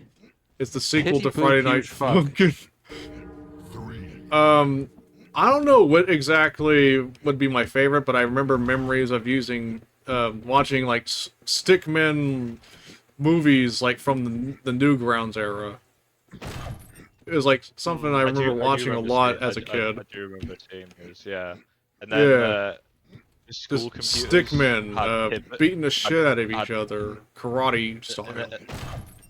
Yeah, and then the school computers where I always had this thing called like Pivot on them. I don't know if you guys remember. Oh yeah, that. I remember that as well. But your own shitty versions of this. I'm trying to remember what Pivot was. It's how it's that program where you animate a stick figure. It's that old program that I guess I've seen people use. I remember like people going as far as to use like, I don't know what they call them exactly, but it was like these 3D endorphins. They're trying to, endorphins, like those 3D like reference models. I think that's what the program might be called, but it was like a simple like, you know how those these figure type things you do for reference when you do art. Armatures? These armatures, yes. Basically, I think that's what they call them, and I remember they use that 3D program to just create stupid shit, like falling off a 20-foot ladder, wrestling, like pro wrestling style. It's just funny. Let's see here. Rare is also made a video about the Poly Station, I believe. Oh, I wouldn't be surprised if so many fucking people like made videos about it, because it's definitely been one of those documented off-brand console clones. Also, do I think I could do a video / live stream about Half Sword? I get it if it's not your type of game though. Half Sword. Never heard of it. Not sure if I heard about it either. Is that like a medieval themed Half-Life mod or something? That's what I was kind of thinking, and maybe something that almost plays similar to one game by Treyarch from 1998, Die by the Sword. Yeah, I was thinking about that game. Yeah, we should try to do that as a multiplayer event, just to shoot some giggles. Getting Die by the Sword working properly is kind of a pain. Yeah, I think last time I played it, I was like, it was years Menus ago. had problems. Is it like PC emmable? Is it old enough? Oh, you're talking about running it on PC EM. I have not tried it very much, but the only reason why I try to avoid it for most people is that it's not a easy to run emulator. Yeah, it's especially not an ideal since you'll need a horse of a PC to even run higher end processors. Haunts. Yeah. You can. Well, I mean, it's like, medieval if you could do, themed, like, but it's an something. MMX, Oh, it's a ish, dueling it's- game you with a can lot get of away blood, with it. accordingly. It has a demo, according to Top Super Dude. I'll have to look into it. He is the top super dude. Right. 2, 1. Come, my children. Meanwhile, if I were to do single-player streams sometime soon, I've been trying to get that one video out there anyway. I've said something about possibly doing GoldenEye, but I guess I will say that it may be out of the ordinary scheduling-wise, but hey, if you're from Europe and you happen to see this stream, good for you. It's there for those who probably want to see it. My schedule is definitely out of the ordinary, and when hasn't been out of the ordinary? Who knows? There is no ordinary. Exactly. My fucking schedule is just held together with duct tape and clown jokes.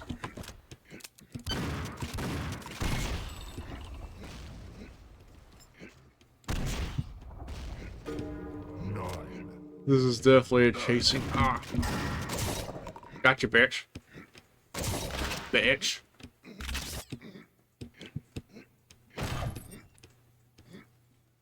Okay, I think I may have forgotten to bring up my 6 possibilities that may happen in QuakeCon.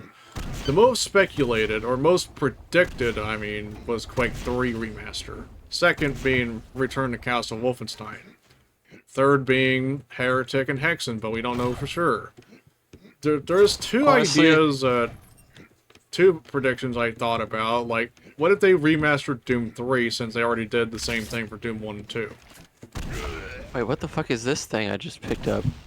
Oh, is this a machine gun? What is this? I picked up like a machine gun looking thing. Oh, right. Is that the SMG you picked up? Because I remember that. You know what? I think it might be. Yeah, its alternative fire has like a flamethrower, if I recall. Yeah, because I was gonna say it looks like a flamethrower. Now that's some interesting combinations. I mean, very Aliens inspired. Right. So that was really just a machine gun, really just a pulse rifle and a flamethrower taped together. But, yeah, no, I mean, if they, I get the gut feeling that it'll be Quake 3, just given my exchanges about multiplayer. The fact that it's just like QuakeCon and stuff. I mean, yeah, because we haven't seen anything too Quake themed anyway, despite the name being literally QuakeCon. I'm hoping one day they'll probably do a Quake reboot. Which I guess I wouldn't suspect too likely, because I don't know what's been going on with id Software in their neglection of Quake. They're too focused on Doom. Yeah, like listen, Doom is my favorite. Like, Doom is my favorite game. Do a fucking Quake game, please, or like get Machine Games to do it, because they have proven themselves to be pretty competent with the with the recent Indiana Jones game. Well, and make it on an engine that at least has. They obviously get Quake, right? Like, yeah, exactly. And make sure to actually use id Tech, not that fucking hybrid that Quake Champions use. Yeah, I mean that was they have no reason to be using any other engine this time around because I mean they're not working with Saber this time. Right. Thank fucking God. Instead, Saber is just working with Danish Realms to make Painkiller in name only.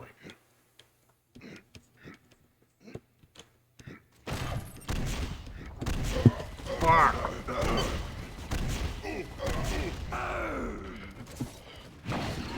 Load the rocket. Silly idea. Imagine, let's see.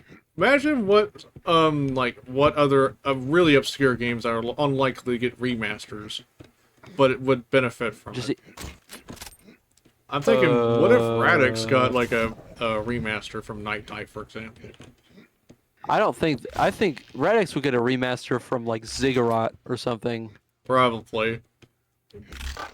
But I guess, who knows if they'll probably put multiplayer support anyway. I know Night Dive is, as far as I know, the only company, but they're not the greatest of implementing, but still do it anyway, making multiplayer support for certain games. They're just really inconsistent about it, and I think that's kind of that's really the source of the problem. And I think there are other circumstances involved as well, but I think it's a lot of it's really just not being particularly consistent and not really taking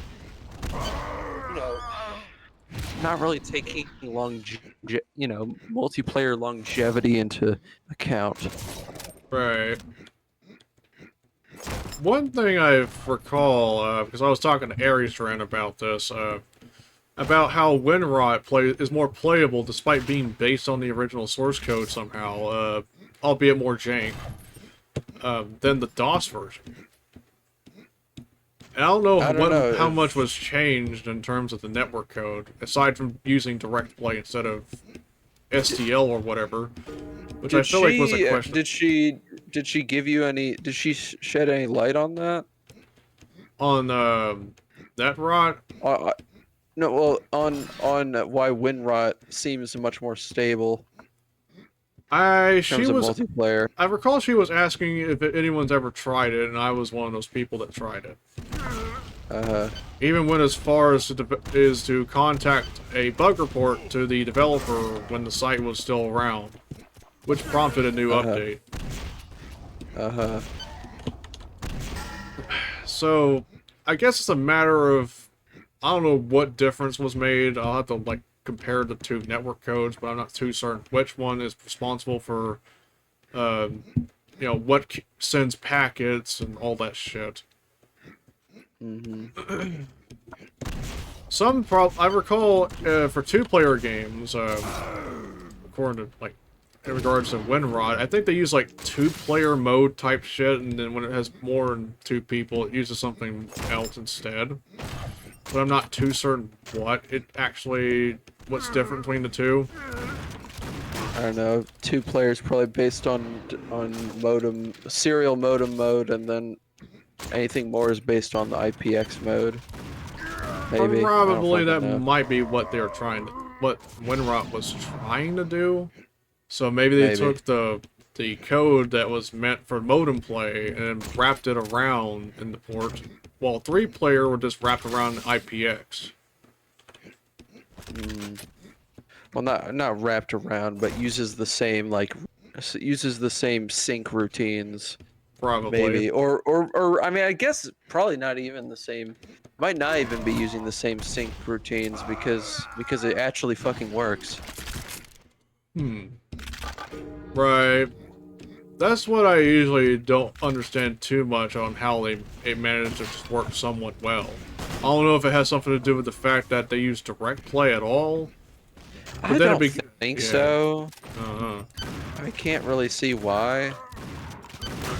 I mean, I guess if it were the case, then you probably would have asked yourself, how would GTA 1 fare on direct play, or even Crush, Kill, and Destroy for that matter? I mean, GTA 1, we tested that, like, not too long ago. On DOS. It's actually not that bad. Yeah, on DOS. But the Windows version, I imagine, probably similarly performing, right? I have not tried it, so I can't really say for certain. Yeah. I mean, I can only assume so. But Crush, I Kill, don't and know. Destroy, however, the network code definitely did not age well, from what I recall. Yeah. There have been some horror stories in LAN parties that it just didn't work too well. I don't know if it's in terms of performance or stability or not, but we'll never know until somebody tries to do a LAN party and feature that game. Yeah. Take No Prisoners was probably fun, however, it just needs more maps. Yeah. But I'm not too certain how that would work without having to, like, resort to a ancient plugin. I think I made some maps just using Ultimate Doom Builder as a tool to make the geometry. That's about as far as I did. Yeah, I honestly... Fuck, I forgot what I was gonna say.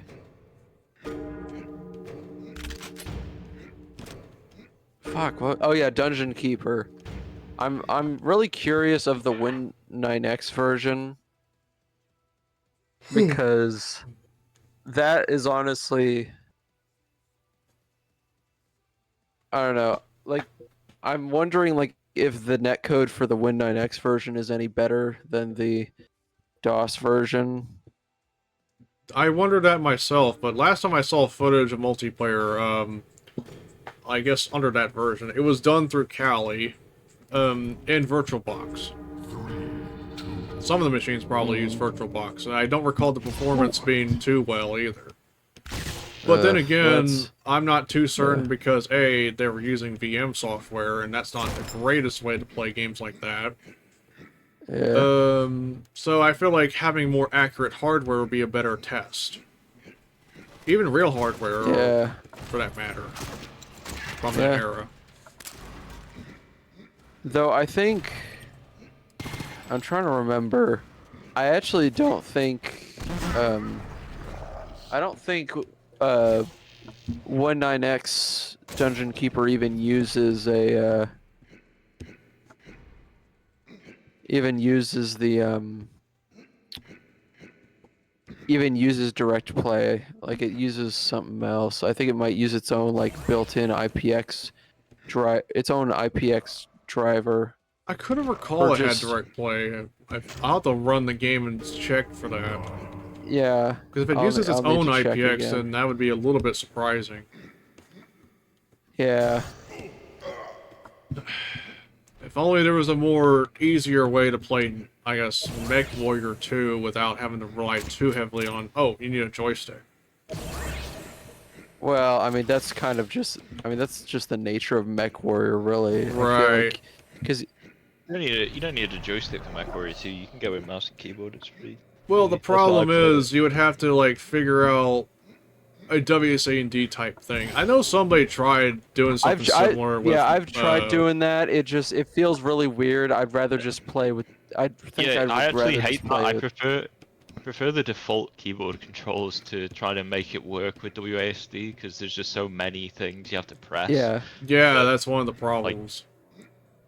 So like arrow keys, and then plus and minus. It's more simulation-like. It's more simulation-like anyway, so it's not really... It's not one of those games that...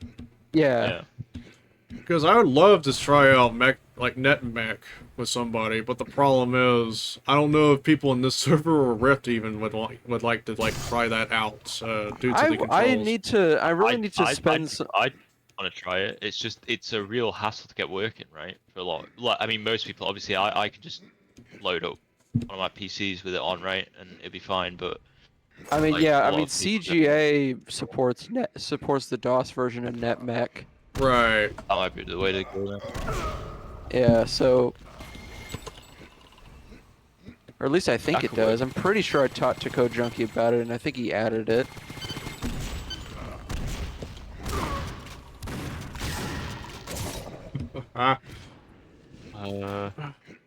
Anyway, I think I'm gonna head off.